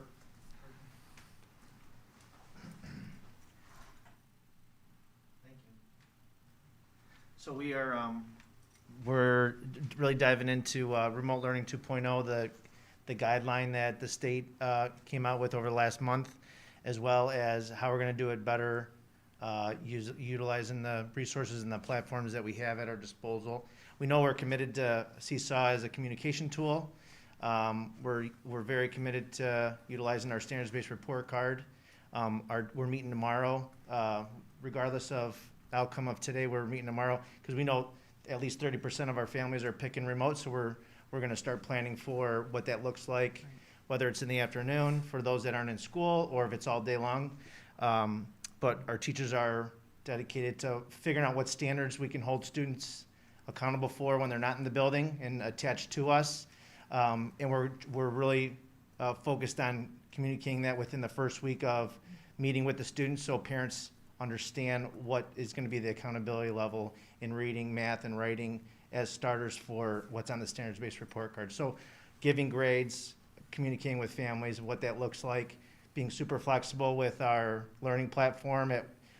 We know we're required for the synchronous piece of learning, so the time that teachers are communicating in a live format, whether it's in a document that students are getting feedback on, or in a Zoom meeting, or Google Meets, or we're requiring them to answer some questions based on a video they're watching for math or ELA or dual language. So we're really committed on building a lot more time that the teachers are working with students. So their struggle is, how do we get students that are not in the building at all to engage with technology for a certain amount of time, because that's a concern I think we have just as parents in general, like how much screen time our kids have. So making it as most purposeful as possible at the K-1 level, and then really building some bridges. And we've had some great ideas earlier in the week from our teachers about, if we are remote, can we all kind of focus on topics and be able to have all our kids in our meetings with us. So maybe Mr. Workema would have a lesson on a book that everyone reads, and all kindergarten students would be invited to that, so they'd have more people to create that synchronous learning piece. So a lot of good ideas that we're gonna roll out for families as we communicate our remote learning plan. The other part to it is, we know, and it's not just kindergarten, we know that, the start of school year, like our kindergartners are gonna need their devices. There are also gonna be some other materials that they're gonna need. And that's true of all of our grade levels. So there will be an opportunity as we open the school year for the students to come in, meet their teacher, get those things that they're gonna need before we get too deep into it. So, and that's not just kindergarten, but it's all of our grade levels. Even at the high school level, they're gonna need certain books and different things. So we'll make accommodations for those and have a schedule for that as well. Okay, thank you. I have 2 more questions. Does anybody else want to jump in before I have to hog the floor? So I just want to try to get something clarified relative to the Park District, Kevin. I am assuming that when they offered that program in the spring, that not all of the families who had that offered to them participated. And what I was hearing in some of the comments, and even just in conversations with parents, was a concern of like, how can we invite all of our students in to be, looked after by the Park District if we don't think that's safe to do, Right. to teach them? and I guess I just want to emphasize the point that it likely isn't all of the students, but a certain percentage of the students that we are trying to offer that for percentage of students who need to have care and are struggling to get care. Right. That's it, exactly. I mean, we know that there's a certain percentage of our family that childcare is really an issue for, and the parent doesn't get time off, and so it's either they, are docked or possibly lose their job in order to provide childcare, and so this would be a way that for those families that we'd be able to, through the park district, offer that childcare service. Okay. And then my last question, and this is by no means a reason to make this decision in one way or another, but I do want to get your perspective on financially the implications of remote versus the implications of the hybrid model financially for the district. I mean, I know we're Right. in a deficit right now, and we're trying to, really look at our budget in critical ways. So I just was wondering if you could, Sure. sort of give us the overview. The full remote, we can do it as we're staffed. We've already purchased the devices for this year for the incoming kindergarten, and if you remember, we allowed students to keep their devices at the end of the year rather than going through a process of trying to collect those, and we understand that there's going to be some damage over the summer, and so we even have purchased devices to replace those. So in terms of the remote, very little additional expense. It depends on staffing. Right. I would anticipate if we wanted to offer the in-person and full remote, that there will be additional costs that we will have to hire some staff. I know some of the staff that Lindsay was planning on utilizing in order to make her model work and reduce class sizes. Those are some of the same staff who wouldn't be available in person, and so now you got to figure out a way. You have to slide somebody else into that classroom, and so those are the things that we're going to have to do. But definitely there will be an additional cost for the hiring of staff. Okay, so it's mostly boils down to hiring. Mm-hmm. Okay, thank you. Dana, do you have questions? We don't want to forget you're on the line there. I do, but I'll let Gary and Joe go first. No, that's okay, Dana, go ahead. Well, I'm kind of mad at Laura because she asked almost all of the questions that I wanted to ask. And actually, Kevin did, so a lot of the questions, I wanted to just state for the public, I'm in St. Louis. My daughter just had a major surgery today. Otherwise, I would be there in person for this meeting. My questions, Kevin already answered. One was, what makes us different than other districts that are offering in-person learning or a hybrid model? So he already answered that. The difference between attending the park district programs and kids being in school. I guess I wanted to just hone a little bit more on kids with IEPs and 504 plans, Kevin. So you did talk about that small group in-person instruction for them, Mm-hmm. but are we planning on offering for students that aren't comfortable, maybe due to a medical reason where they can't come in, will they still be offered their services remotely? How do IEPs look the same? Are they being changed for the remote setting? How does this impact our special needs students? Linda, you want me to? I'll do it, Tim. We'll do it together. All right. All right. Thanks, Tim, for the president. Just to summarize, if we have students with IEPs and they will be learning remotely, and I'll say due to parent choice or due to district decision, we have the case managers contact the families and talk about the IEPs, the goals that are in the IEPs, and talk about how those goals can be accomplished remotely. So a remote learning plan is developed, which becomes sort of an attachment to the IEP. Parent input has to be a part of that plan, and the ability for the student to be able to do those things remotely with parent collaboration and parent partnership has to be a part of that plan. So for any student that has an IEP and will be learning remotely, those students will have remote learning plans developed. And actually, those were developed last year. So when we got the news about the school closures in mid-March, the case managers called our IEP students, talked to the parents, documented what was determined and the goals that they would work on. In remote learning, there are some goals that a student with an IEP may have that can't really be accomplished through remote learning. So you make a determination with parent input as to what you will be able to do. And I think it would just make sense to all of us here that an example of an area where you may not be able to accomplish something remotely would be the work that an occupational therapist does with a student. So you're asking a parent, and I will say that our parents have been great in terms of partnering with our special ed teachers and our therapists to really get as much as benefit as possible out of the remote learning experience. But there really are some things, again, like occupational therapy or physical therapy that you can't do remotely.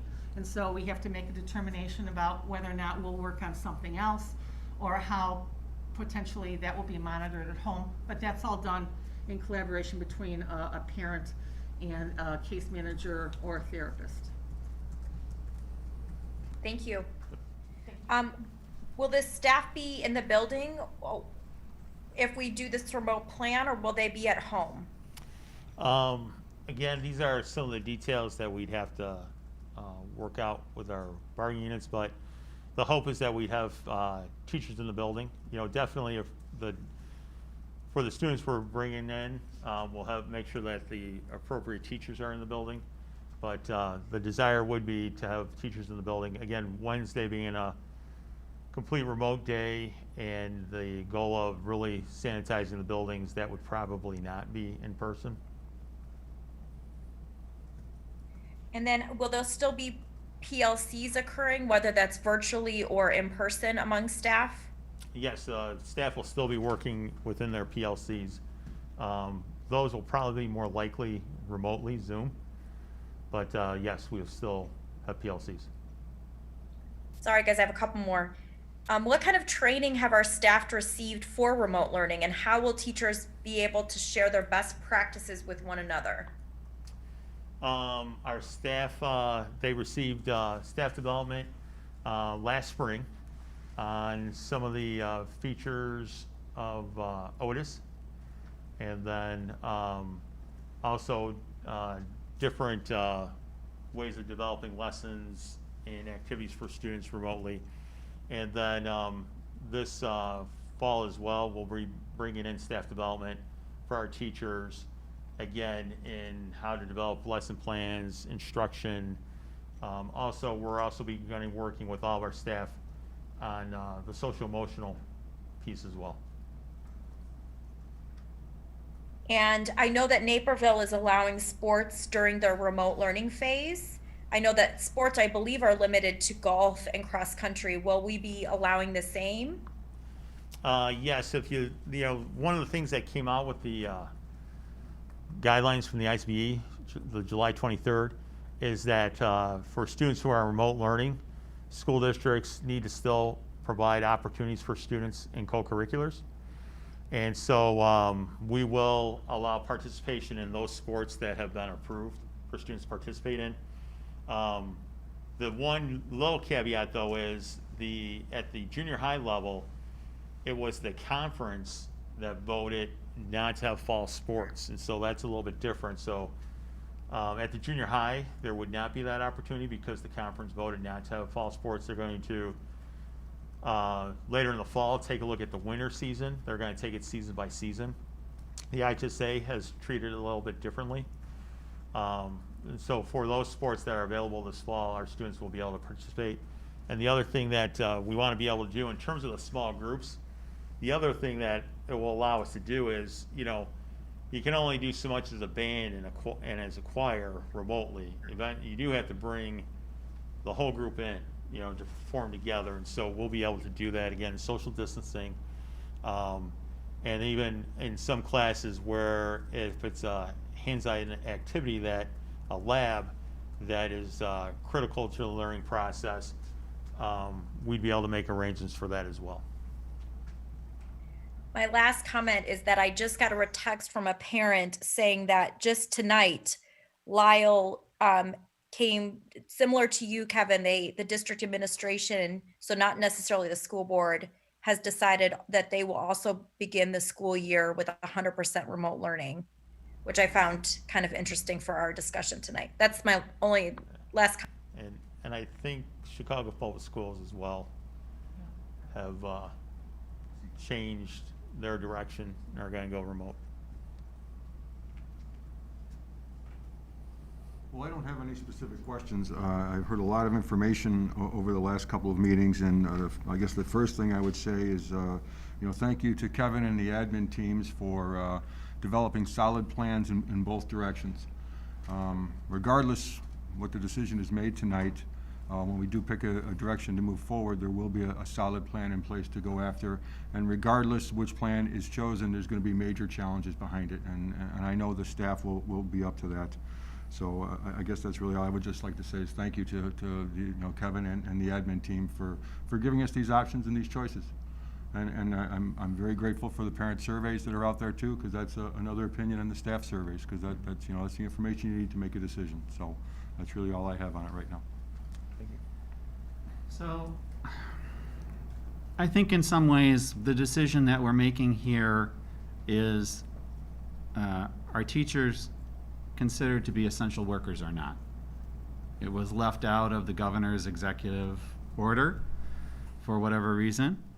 And so it's left to the local school boards with all the parameters and the knowledge of their district and all of that to figure that out. We have plenty of examples of essential workers that go to work every day, face these challenges, treat infected patients, handle all sorts of specimens in a laboratory, and have all sorts of contact with the public that we've deemed these are essential. And so that's, in my mind, the decision that we're kind of making here tonight at our very local level. I have a question a little bit about this, the situation in which a teacher has a condition or a reason to opt out, I guess, basically. Would they still be performing remote instruction? I would assume yes. Right. So in some ways, if you have students there for a class where there would be no teacher because of this situation, what other options are available for that time frame in that day? It seems to me we've got, I don't see a role that's really been discussed as far as our teaching assistants. Could they help fill some of that? And how is that different to have the students just go to remote learning? Either way, they just end up with remote learning. If you have a teacher that can't teach this particular subject, then they have to go remote learning for that particular subject. So it's not, it's probably not the preferred, but I mean, it's certainly no worse than what's being recommended. So I see some maybe possibilities there that I don't know, but do you have any particular thoughts?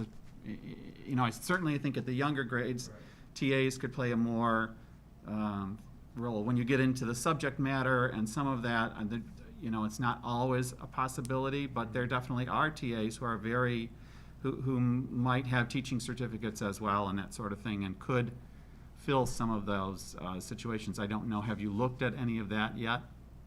We haven't looked at that. I mean, we have talked about, in some instances, a teacher assistant can supervise students, they can't instruct students.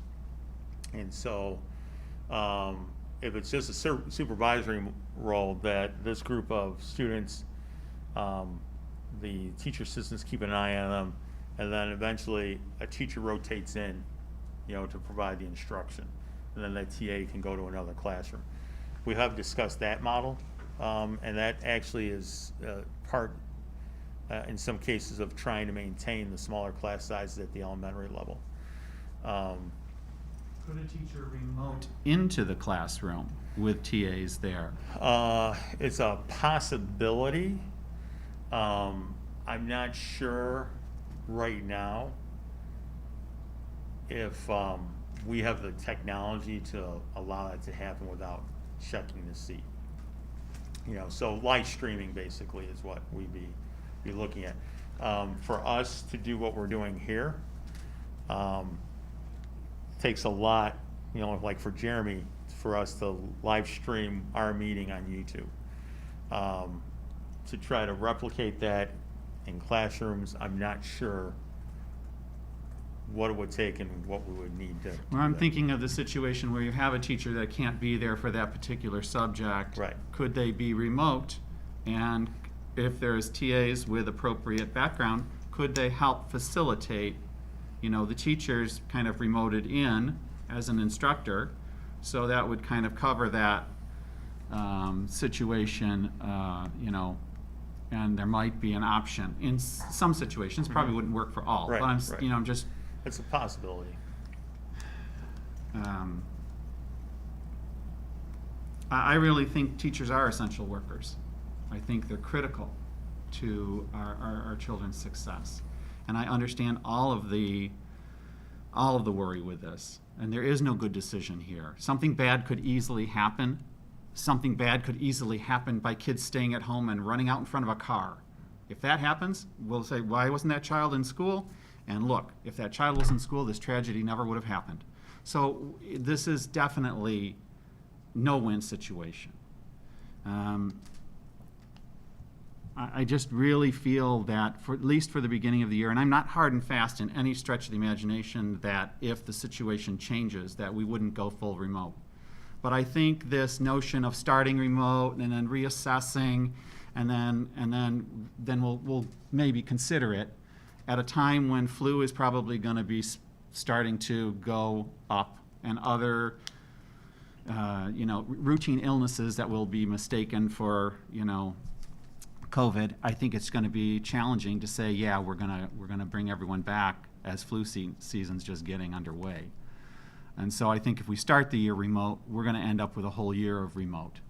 And that's just my thought. That's just, you know, I know we've got lots of plans and stuff here, but I think that's what's going to happen. And so I feel that this can be done safely with the measures that have been outlined in the hybrid plan.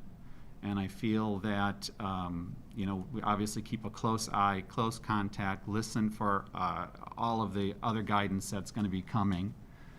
But I would prefer to see students start out the year forming relationships with each other, maybe as some small working groups, forming a relationship with their teachers.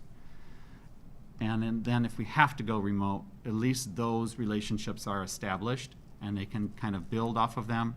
And there's this prep time that the students will get. That, you know, this is how it's going to look. You know, what remote will look like if we go there, because we probably will end up there.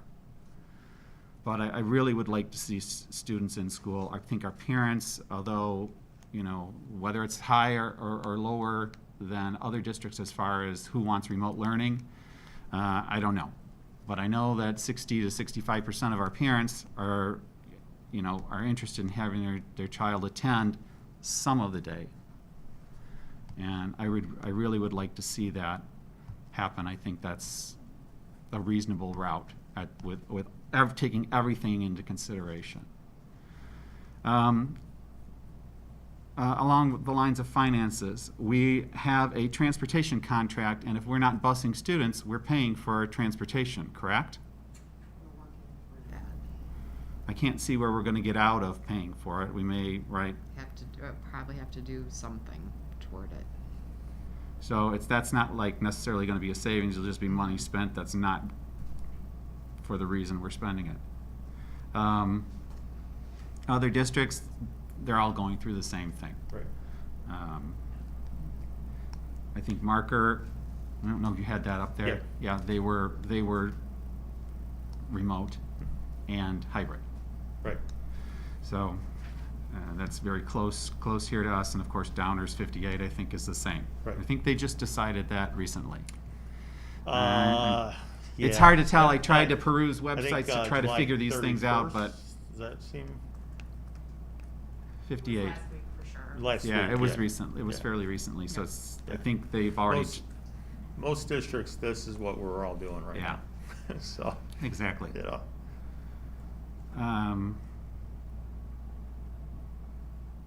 I don't know if I have any other specific questions, but I think I was very pleased with the presentation and the thoroughness of the presentation at our last meeting.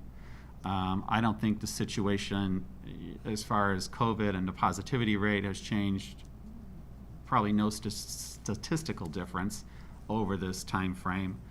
But it certainly, obviously, have to keep a very close eye on it. My preference would be that we start the year out in a hybrid model and then move to remote if we need to do so. But I think going the other way, I just don't see it happening.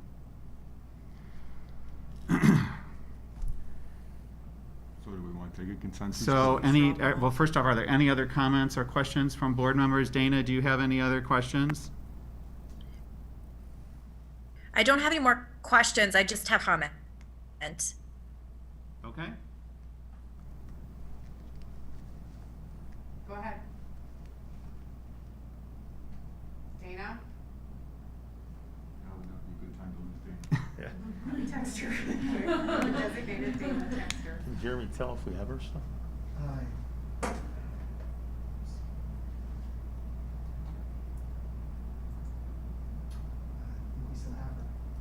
Dana? She's still on the Zoom call.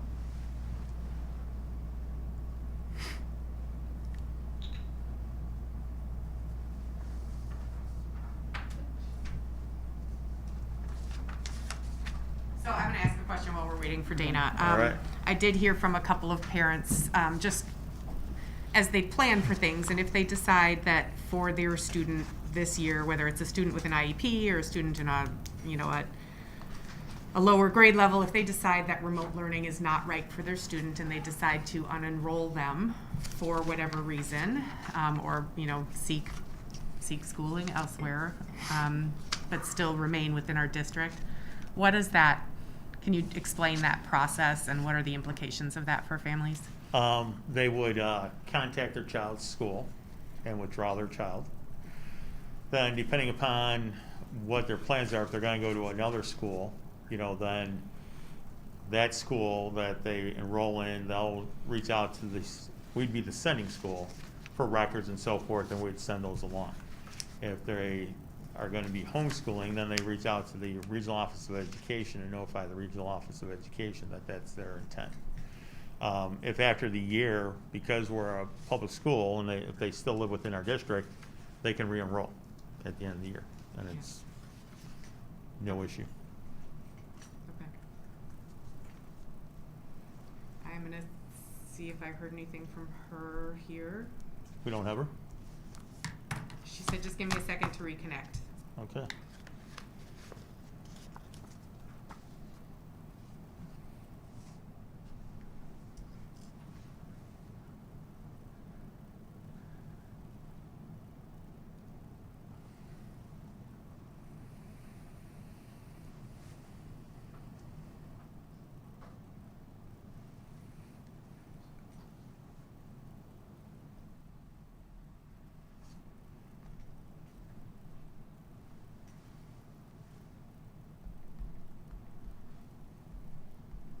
Cover the whole meeting. I know. She's here the whole time. I'm going to get really need her.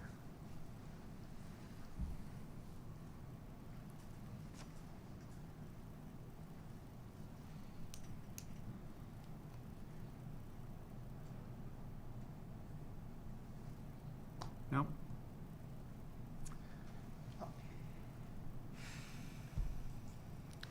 Mrs. Strohmeyer, can you hear us?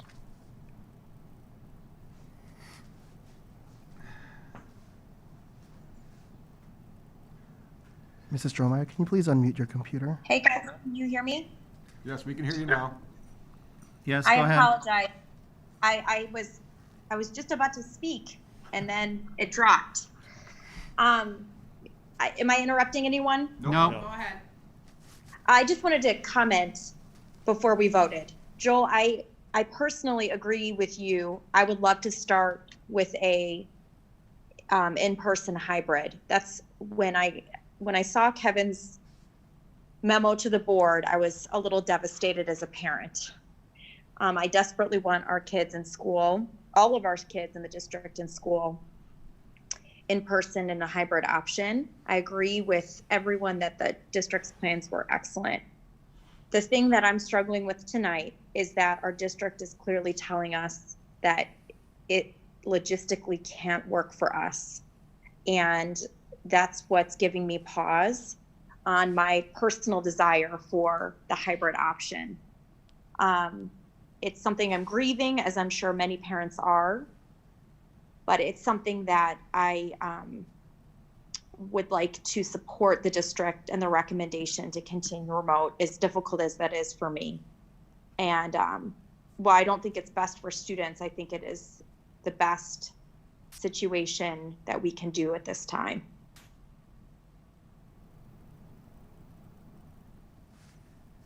okay, so I guess your recommendation, Kevin, are you saying in your recommendation that we can't do the hybrid plan, or there would be additional complications with it that you didn't foresee? I think that's part of what you were discussing.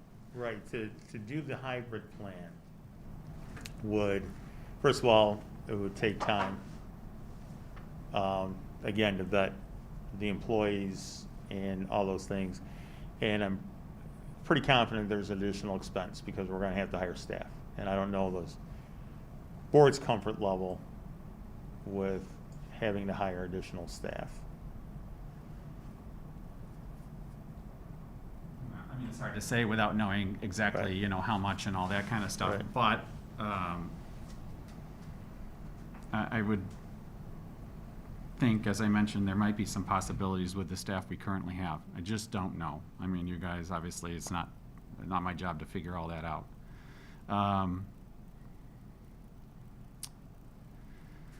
All right. I guess we're at where we're at. So in a straw poll, so I guess what I'd like to do is just clarify. I think we're going to have to seat our new board members to make a final decision on this, and I think we're going to have to give them an opportunity, if we have questions, to ask. That can happen. Should we straw poll? Let's straw Yeah. poll first. Okay. Straw poll. I say hybrid. I'm 100% for remote. I'm hybrid. And I'm also for remote. Okay. I knew that's where we'd be. So we will pause this decision and move it a little further down in the meeting. And we will move to our seating of our new board members. So what I'd like to say about that is we had 10 applicants for the positions on our board. And we held interviews over two nights, and then we had a third night to discuss the outcomes of those of the interviews and make a selection. And we were so pleased to have so many talented and qualified people that really stepped up and were interested in serving, particularly in this very difficult time. So I thank each and every one of the candidates who came in and interviewed, and I strongly encourage all of them to consider running for school board. Those seats will, candidacy for those seats will begin later in the fall. So I encourage you to participate in that process. But with that in mind, I would like to introduce and I would like to install our 3 new board members. So is this a good spot on the camera here by the microphone here? Or? We're gonna do the motion first.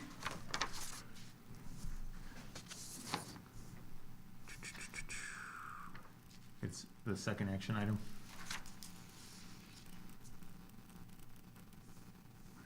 Board members. Oh, okay, sorry. Yep.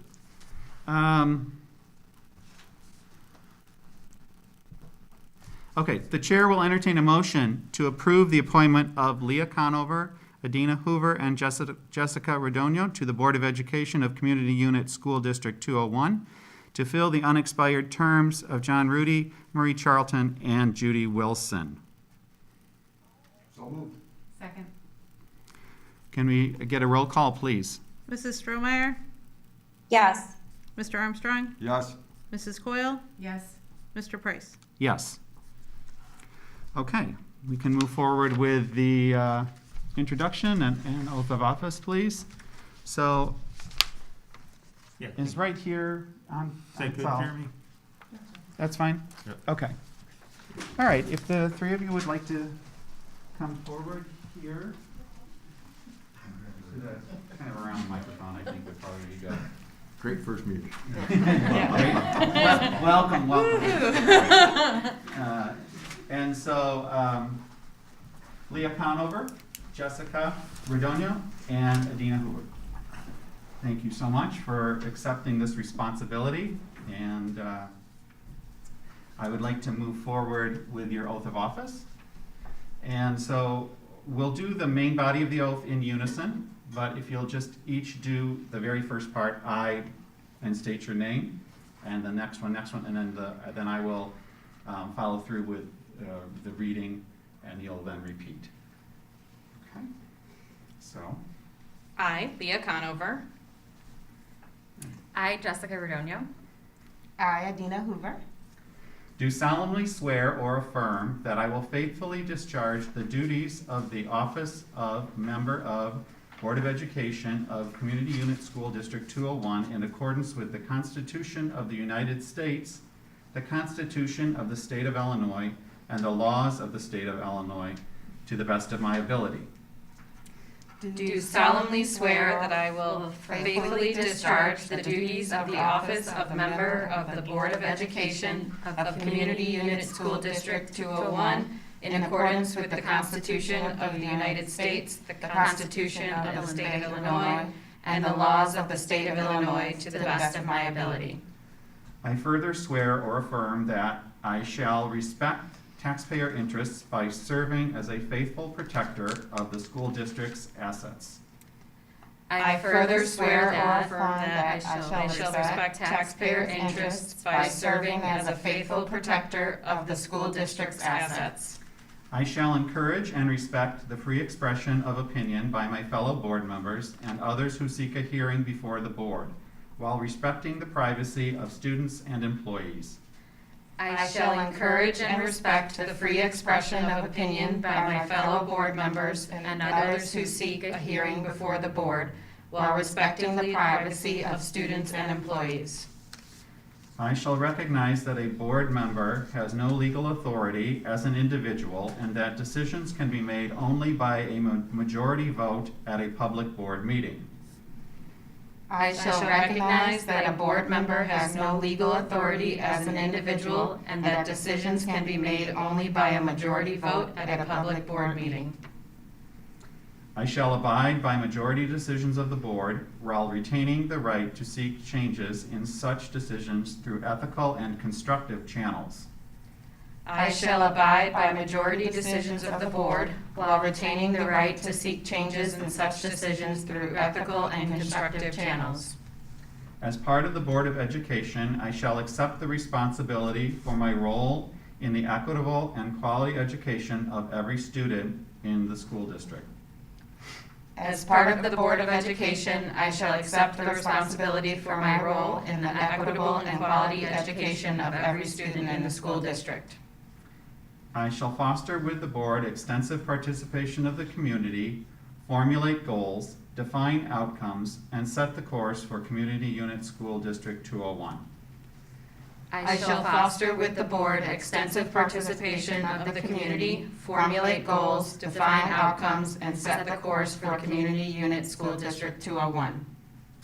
I shall assist in establishing a structure and an environment designed to ensure all students have the opportunity to attain their maximum potential through a sound organizational framework. I shall assist in establishing a structure and an environment designed to ensure all students have the opportunity to attain their maximum potential through a sound organizational framework. I shall strive to ensure a continuous assessment of student achievement and all conditions affecting the education of our children in compliance with state law. I shall strive to ensure a continuous assessment of student achievement and all conditions affecting the education of our children in compliance with state law. I shall serve as education's key advocate on behalf of our students and our community schools to advance the vision for Community Unit School District 201. I shall serve as education's key advocate on behalf of students and our community schools to advance the vision for the Community Unit School District 201. I shall strive to work together with the district superintendent to lead the school district toward fulfilling the vision the board has created, fostering excellence for every student in the areas of academic skills, knowledge, citizenship, and personal development. I shall strive to work together with the district superintendent to lead the school district towards fulfilling the vision the board has created, fostering excellence for every student in the areas of academic skills, knowledge, citizenship, and personal development. Welcome to the Board of Education. Thank you. Okay, if you want to have your seats, and then I think maybe if you could each just give a brief introduction of yourself, that would be great for our community. Oh yeah, I'm sorry, yeah, that's right. So you may need to step up so you can be heard. All right, thank you.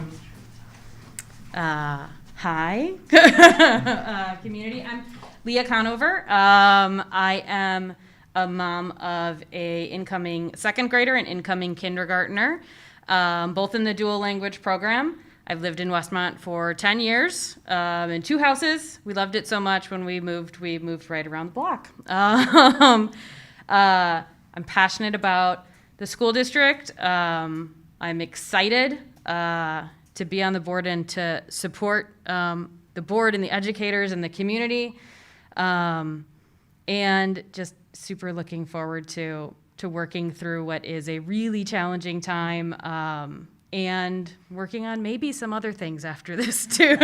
So, yeah. So thanks. That's me. Thank you very much. Welcome.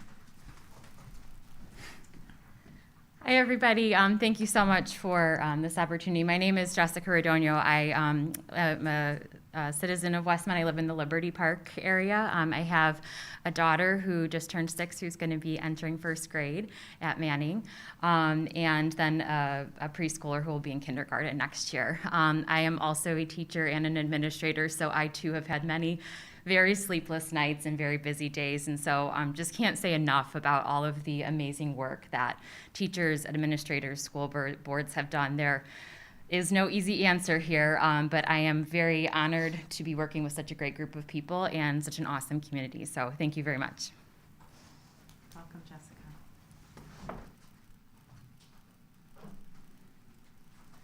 Hello, my name is Adina Hoover. I've lived in Westmont for several years now. I have an incoming 4th grader, incoming 7th grader, and an incoming 8th grader. I also have been in awe of the teachers here, the administration. I can say I've enjoyed watching my children grow and learn in the school district. I also want to applaud you guys for all the hard work you're doing. I know I'm amazed by the time you put in.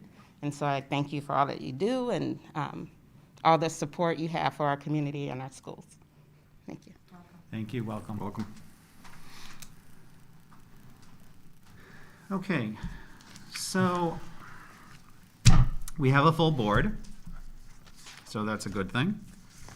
And I guess I would like to ask if you have any questions about any of the plans that you've heard. We have administrators here from any of our schools. and they can also answer questions if it's specific to a particular school. So I guess I would open the floor for any questions or comments that you have about the school opening plan.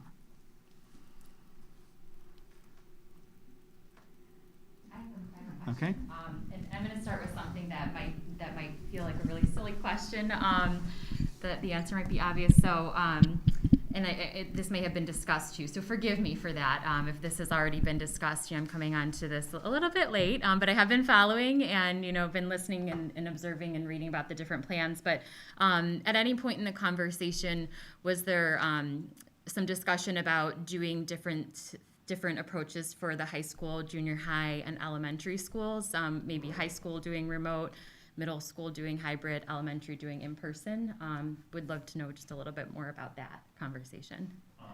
The challenge there is the Teachers Association, WTA. That's not something that they would be in support of because the way they view it, in-person learning, there's a higher risk for the staff member. And so they would look at it as some staff members are in a higher risk environment than other staff members. And so that's something that they wouldn't support and we would receive resistance on. So can I ask a follow-up question to that? So as far as then the special education people who would be coming in to work with those students in person, would that, is there any resistance there if there's resistance from? For the small group, there isn't. They've said yes, they'd be willing to have teachers work with students in small groups periodically. They also are open to, as I mentioned before, we need a process when we start the school year for teachers or students to pick up materials they might need for the year and so forth, and they are open to that as well. Can I ask one more question? So Kevin, when you were presenting about the staff, because and Laura, I so appreciated your question about just kind of clarifying what the drivers were behind the decision, and I too kind of picked up on staffing as being a big logistical challenge. I appreciate Joel, the creativity and innovation with could the teacher teach remotely from home and a TA would supervise these kids and they can do that. I think that this is an incredible time for innovation in education. So I appreciate that. But my question is, when you were presenting those numbers, I thought I heard you say that there was also the follow-up question of how many people said they would be willing to come in. Do we have that number or no? At the last meeting, we presented that, and just a blanket, no names attached. Who would, I can't remember how it was phrased, who would be willing to come in or who's comfortable coming in versus who's not. We're running like 55% of our staff said no, they don't think it's safe to be in person, and about 45% said they felt comfortable coming in. Okay, so that's different from the number though who Right. they couldn't come in because of Correct. X, Y, or Z Correct. reason. So Right. of that number, that number we just got that data this weekend. Okay, so we don't know yet how So many no, of that number. we is didn't that. reach like a tentative agreement with the WTA until last Thursday about how we're going to address these different groups. Because you have some people who it's childcare. Mm-hmm. Well, that's different than somebody who lives with someone who is at risk versus their own personal health is at risk. So each of those situations has to be handled a little bit differently. So now that we have names of individuals, now we can follow up and find out, okay, is this a definite, I'm not coming in for these reasons, or I responded yes because that's what the question asked, but I'm willing to come in. Okay, thank you. Mm-hmm. Yeah. So just to kind of hook onto that, and I'm a percentage person, so I'm just gonna put that out there. You had those specific numbers or more specific numbers for South School, how many students are not going to be there. And I'll use that as the example because my younger guy went to South, so I have an idea of how many teachers are here. So there were 2 teachers who we would have to go through this vetting process with here at South. does that represent 50% of the teachers here at South, or is it, 100% of our certified teachers here at South? For South, it's 2/3. Okay. Because of the type of program it is. Because it's significantly Right, so smaller, there's yes. 3 teachers, Mhm. right? And so 2 so far responded that yes, they meet one of those qualifiers, and 1 does not. So like district-wide, if you had to come up with like a percentage, if we're seeing that 55% are uncomfortable. Right. And I understand that you might have to ballpark that, but I'm not sure off the top of my head how many certified teachers versus how many TAs we have to do that kind of like, is it 10%, 15%, et cetera? Try to do some quick math here. Sorry. Did you have 25% in your memo, Kevin, or is that a different number? 25%, actually 28%, thank you, yeah. So far it's Okay. running 28%. Okay. Now that's all employees. Mm-hmm. So that I didn't include food service, I didn't include custodial, secretarial. The focus is on the classrooms and what Yeah. we can do with classrooms. Okay. Those other areas are a little bit easier to address. So yeah, thank you, we're running about 28%. Okay. And then also a percentage, sorry. We seem to be running pretty low numbers for the survey, which Right. was a little bit surprising. You and our educators all know our families in this district better, and it's one of that amazing, wonderful things about being in a small district is you have a lot of people who are super involved, but you also have a percentage that are not super Right. involved, which is Right. A-okay. And to each their own. If you were to hunt down every single family that didn't fill that survey out, do you think our 35% number would actually be closer to the 20s? Or do you think we'd still be in the 35% would prefer remote? I think we'd be about 30%. Okay. That percentage is based on, last time I checked, like 960 students, and we have roughly 1,400 students. So we have 500 more students Okay. not accounted for, so I would see it trending the same. Statistically. Okay. It would trend the same. And then there was a IEP question about somebody, if they unenroll from the district, Right. re-enroll, how would that specifically affect IEP kids? And I'm thinking about like South kids and like kindergarten kids that, if because my son had an IEP, still has an IEP. Right. If I were to take him out for this year and we re-enrolled and I didn't do homeschooling, I didn't go to another school, I just decided to kind of work with him therapeutically this year. What would that IEP process look like when he comes back in first grade? That's probably a best, Linda, Ms. Clowder. Linda Clowder is our Director of Student Services. Can I just stay here and answer? Well, no, because. Gotta be on mic. I'm not really, I always want to be sure I understood the question correctly, so I answer it correctly. But if students, for example, were to withdraw, and let's say they were to enroll in a parochial school. Let's say if they withdrew and did not enroll in another school, it's preschool, So then they would kindergarten, be yeah. homeschooled. Okay. Or they would be students, if they're young enough, there's students that don't need to be in school yet, but if they already have an IP, we've identified through really the child find process that they have services and supports that they're entitled to. So we would talk about how we would provide those services and supports to what we would probably technically then consider a homeschool student. Okay. And we do that actually right now. We have what's called a TMC meeting every year, and we meet with parents that are homeschooling or parents whose children are in parochial schools. And we talk about how the public school can partner with them to provide services.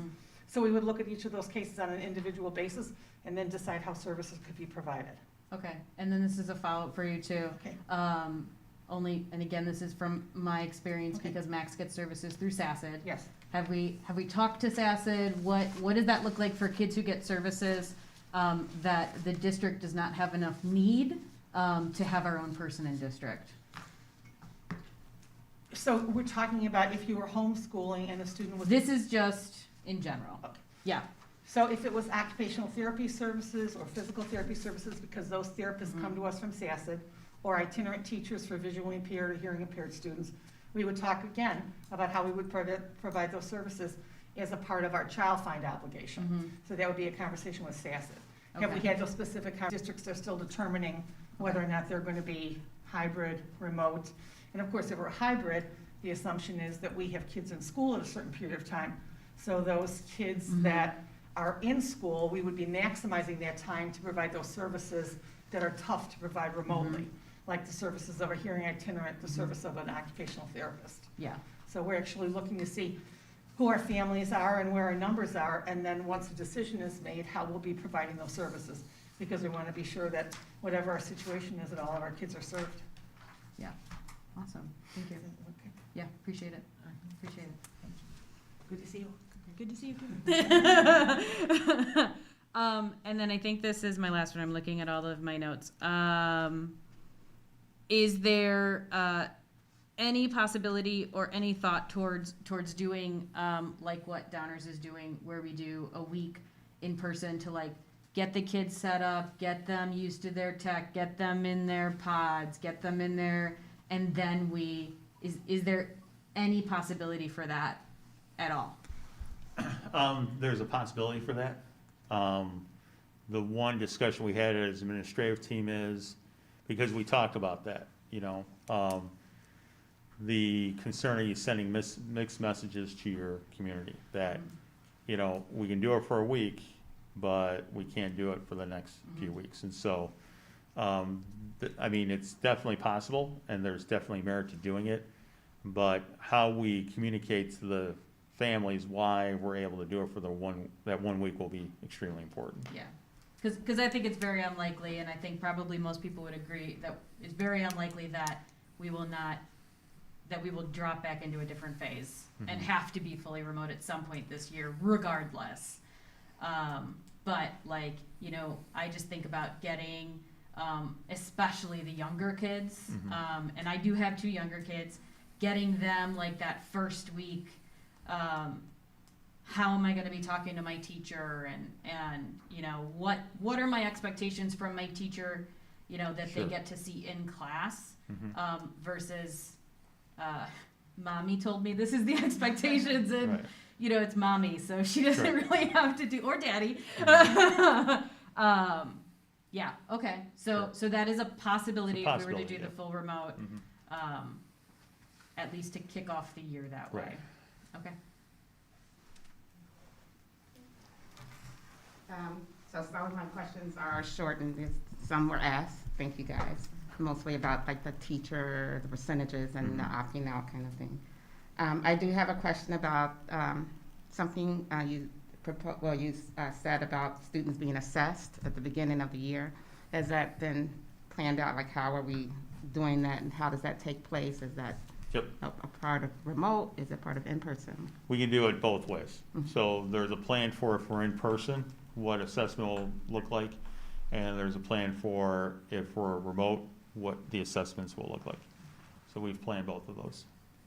And my other question is about the assessing as we go, and a lot of talk. We have a lot of talk about, you know, looking back and at our plan and whatever we're doing, and looking at outcomes, and have we set, what parameters are we looking at? What's assessing? Are we assessing with testing? Are we assessing health? Like, what are we looking at as far as to gauge how well we're doing? Sure. Are we, you know, with assessments with kids? Like, what is that? What does that look Sure. like? Nadine, did you want to help with that? Nadine is our Director of Teaching, Learning, and Technology. Good evening. Just to clarify your question, are you asking for what methods in which we would assess our students, or for which standards would we be assessing, or a little bit of both? A little bit of both. Okay. Our entire plan, like when we assess if we're doing hybrid, like how well we're doing with students, as do we look at with teachers, how well they perceive that this is working, with healthcare concerns about our staff, since, you know, that's a big part of making this decision. How are we assessing how we're doing? With regard to the students, the assessments that we'll be providing at the beginning of the year will capture some of the gaps that we might see because students, the end of their year was a little tricky. Or we might, and also the assessment that we'll be giving in the beginning of the year will provide information and data for teachers to be able to put them on a path that's personalized or specific to those students' needs.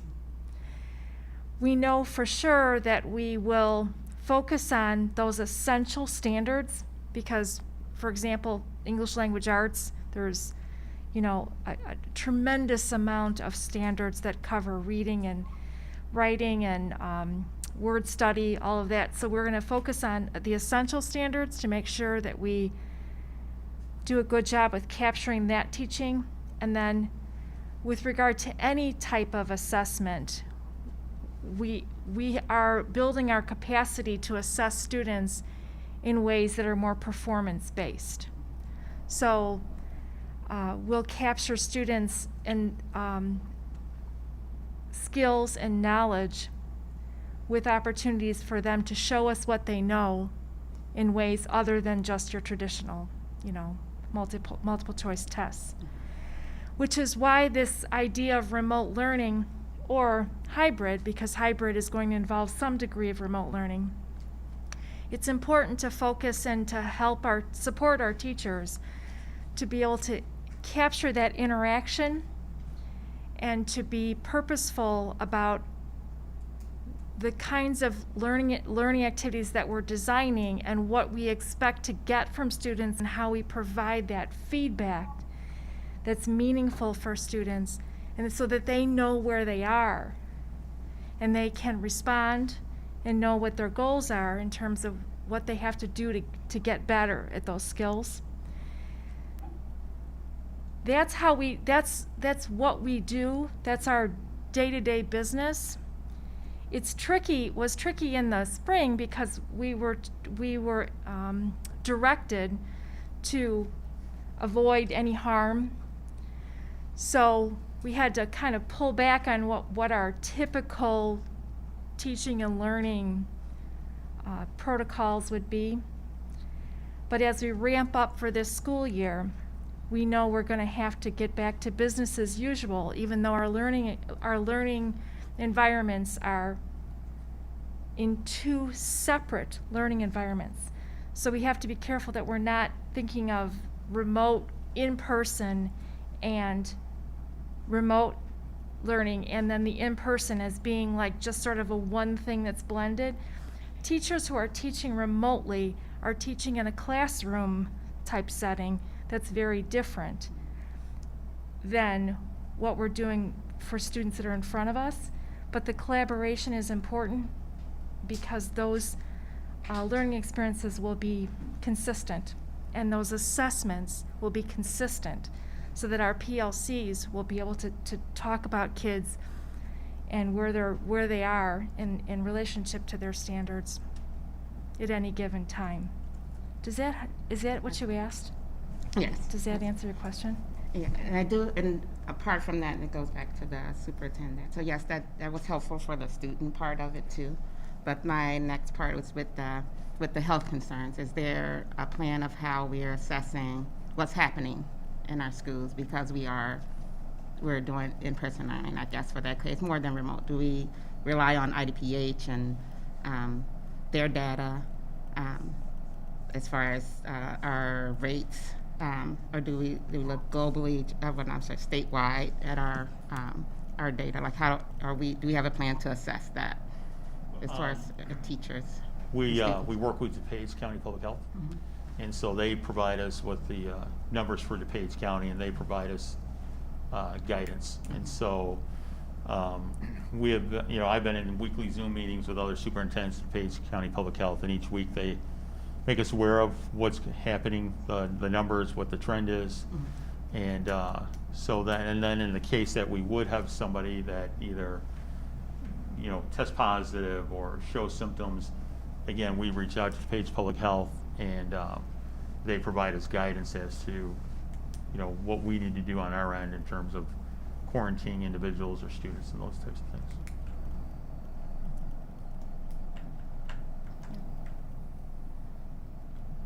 Can I ask just a couple of more quick questions? Yes. I'm so Of course. sorry. So there were four days of teacher training right at the end of Yes. And that was primarily focused on e-learning Yes. strategies? Okay, and then, as far as for if we were to go to all remote, what would the beginning of the year look like as far as training for that? Like, when can teachers officially start with that training? I guess when do their contracts start, so when can those professional development days happen? Their contracts start August 17th, that's when the new school year starts.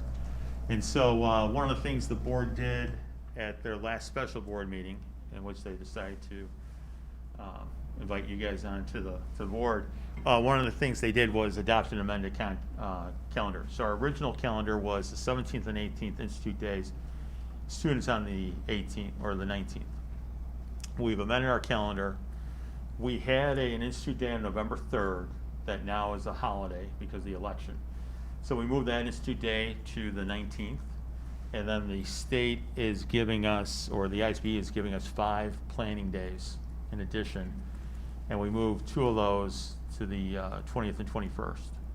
So then we have 5 days now that we can work with our staff, and then students the 24th. And the guidelines for this remote learning 2.0 came out on the 23rd? Correct. Okay. Okay, thank you. All right. Can I ask a follow-up question to Adina's question? Go ahead. Sure. I guess how will remote, so Adina had a really great question about how will we know if it's going well, as far as student data goes, as far as health data goes. But I wanted to add on to that question with how will we know if we were to go with a remote learning plan, that remote learning is going well by our staff? And how can we make adjustments as needed if things aren't going well? Well, the second part of your question, as I mentioned, we have 5 planning days that school districts can use. So we're going to utilize 2 of them at the beginning of the year. That provides us 3 additional days, plus our SIP days, and we have 1 more Institute day, that if at some point in time we felt that we needed to recalibrate, possibly do additional staff development, make some changes, we'd be able to do that. We'd be able to utilize one of those days and build that into the calendar. The first part, again, is, as Nadine pointed out, our teachers, as they're providing instruction, they're providing feedback to students, they're assessing what students are doing. And so if they are, meeting the standards, then we know that the instruction is working the way that we want it to, the student is performing the way they need to. In the event that it's not happening, then yes, we do have to take a look at the teacher's instruction, and then also take a look at what's happening on the student performance end. So, and then as I mentioned, we have data teams. Every week the data teams are meeting, they're discussing the students, they're discussing the progress of each student, and they're identifying, in that case, individuals or small groups of students who maybe are struggling versus it's the remote learning or the instruction.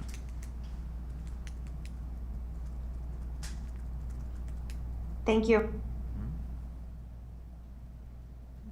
Joel, before you call the vote, can I make a comment? Go ahead. I wrote a comment, so I decided I have to say it. And when I voted earlier, I said 100% remote. And I want to make sure that the community knows that I say that not because I'm being flippant or because the decision was easy. I've labored over this decision for several weeks, both as a parent and a board member. I know my fellow board members have as well, and I definitely know the administrators have also. Just to be transparent, full remote learning is not best for my family. I want to be really, really clear about that. My daughter would benefit from in-person learning. Both my husband and I work full-time and are essential, so we will not be home with her while she's doing her remote work. We have to be at our jobs. But I'm not here as an individual parent.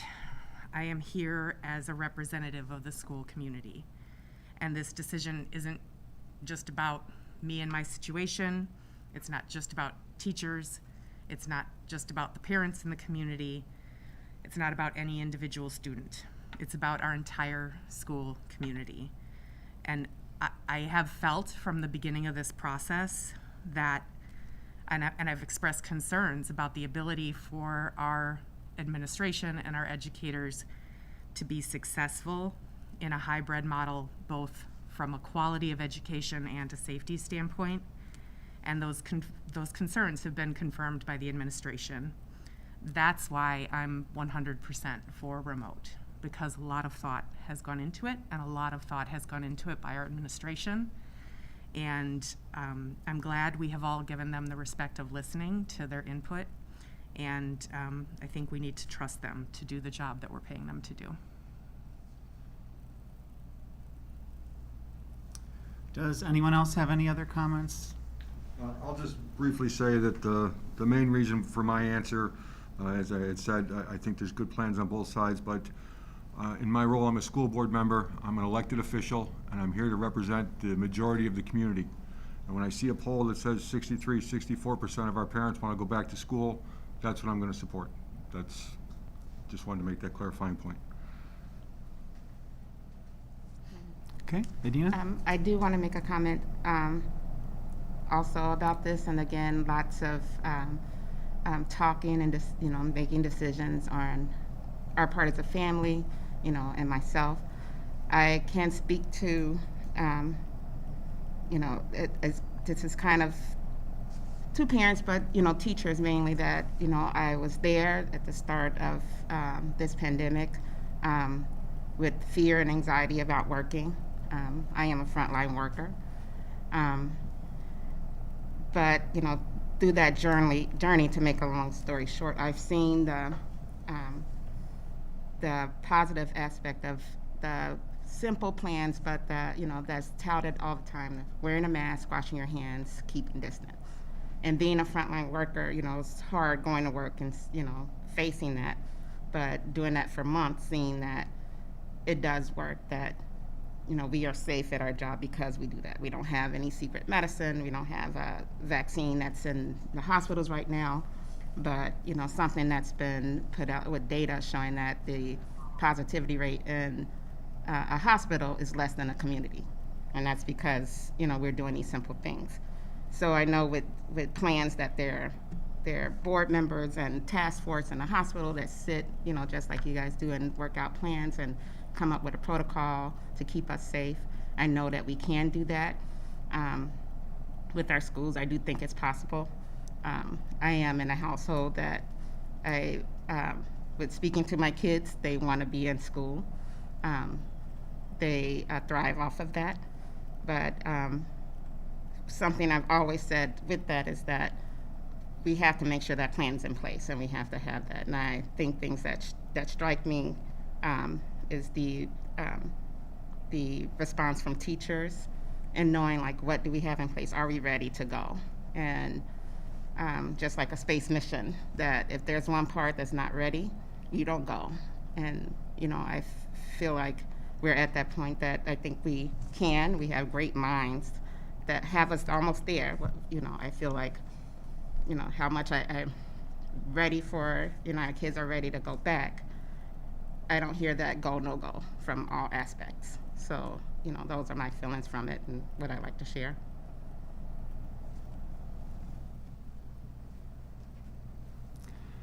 Okay. With that, if there's no additional comments on that, I think we will move forward with a vote. We have two options in this instance. We have a hybrid, and we have the full remote. So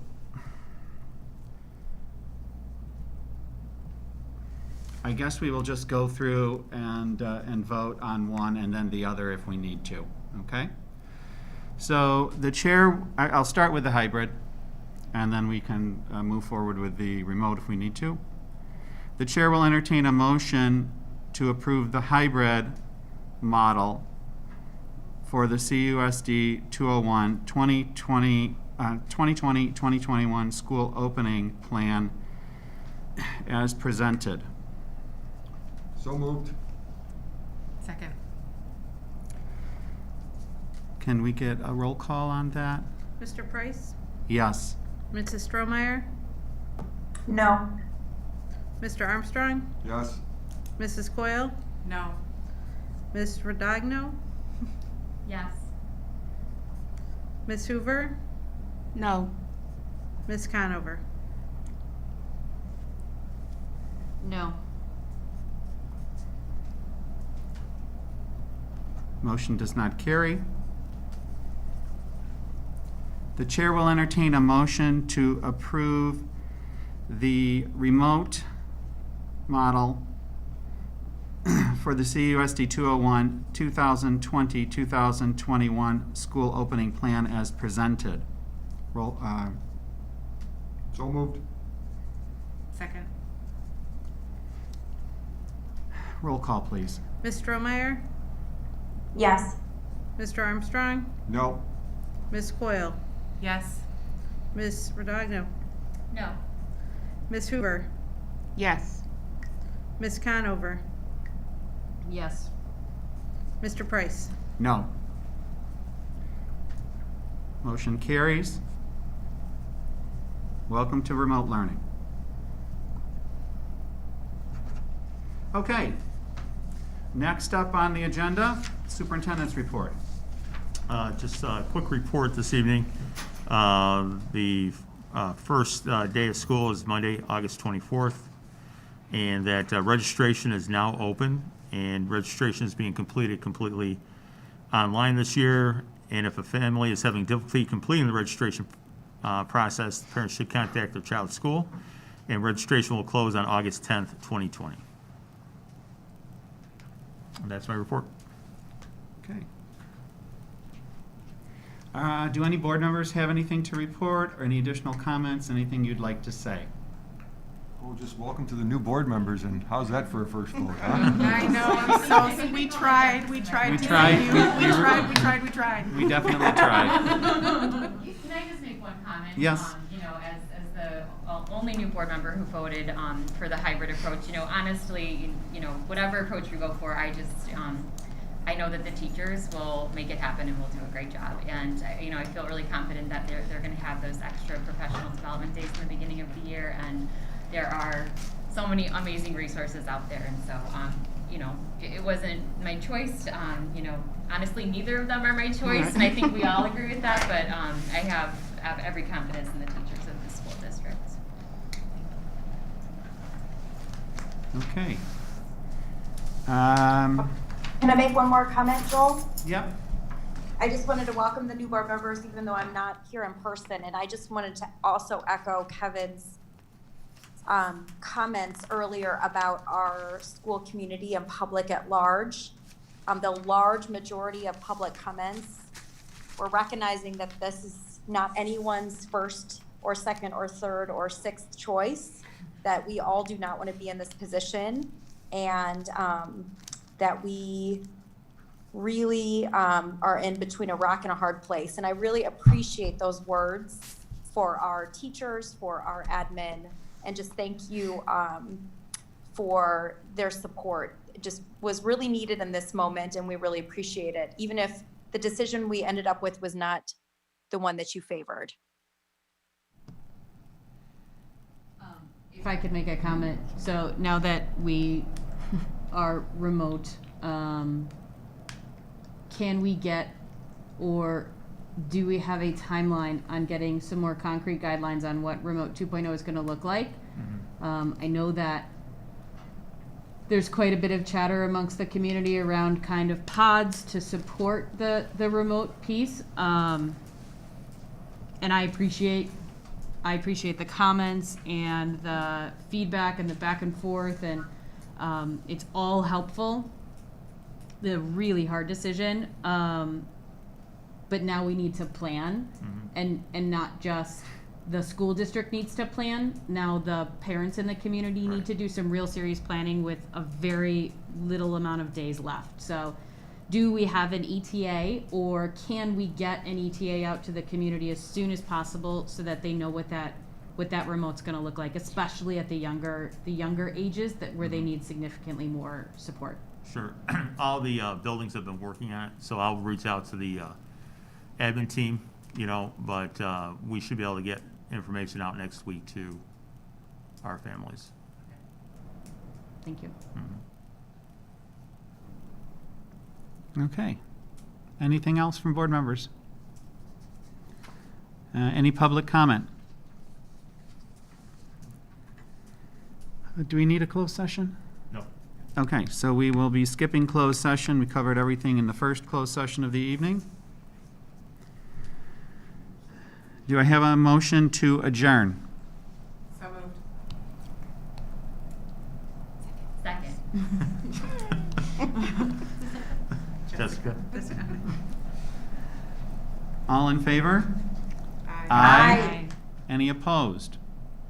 This meeting is adjourned.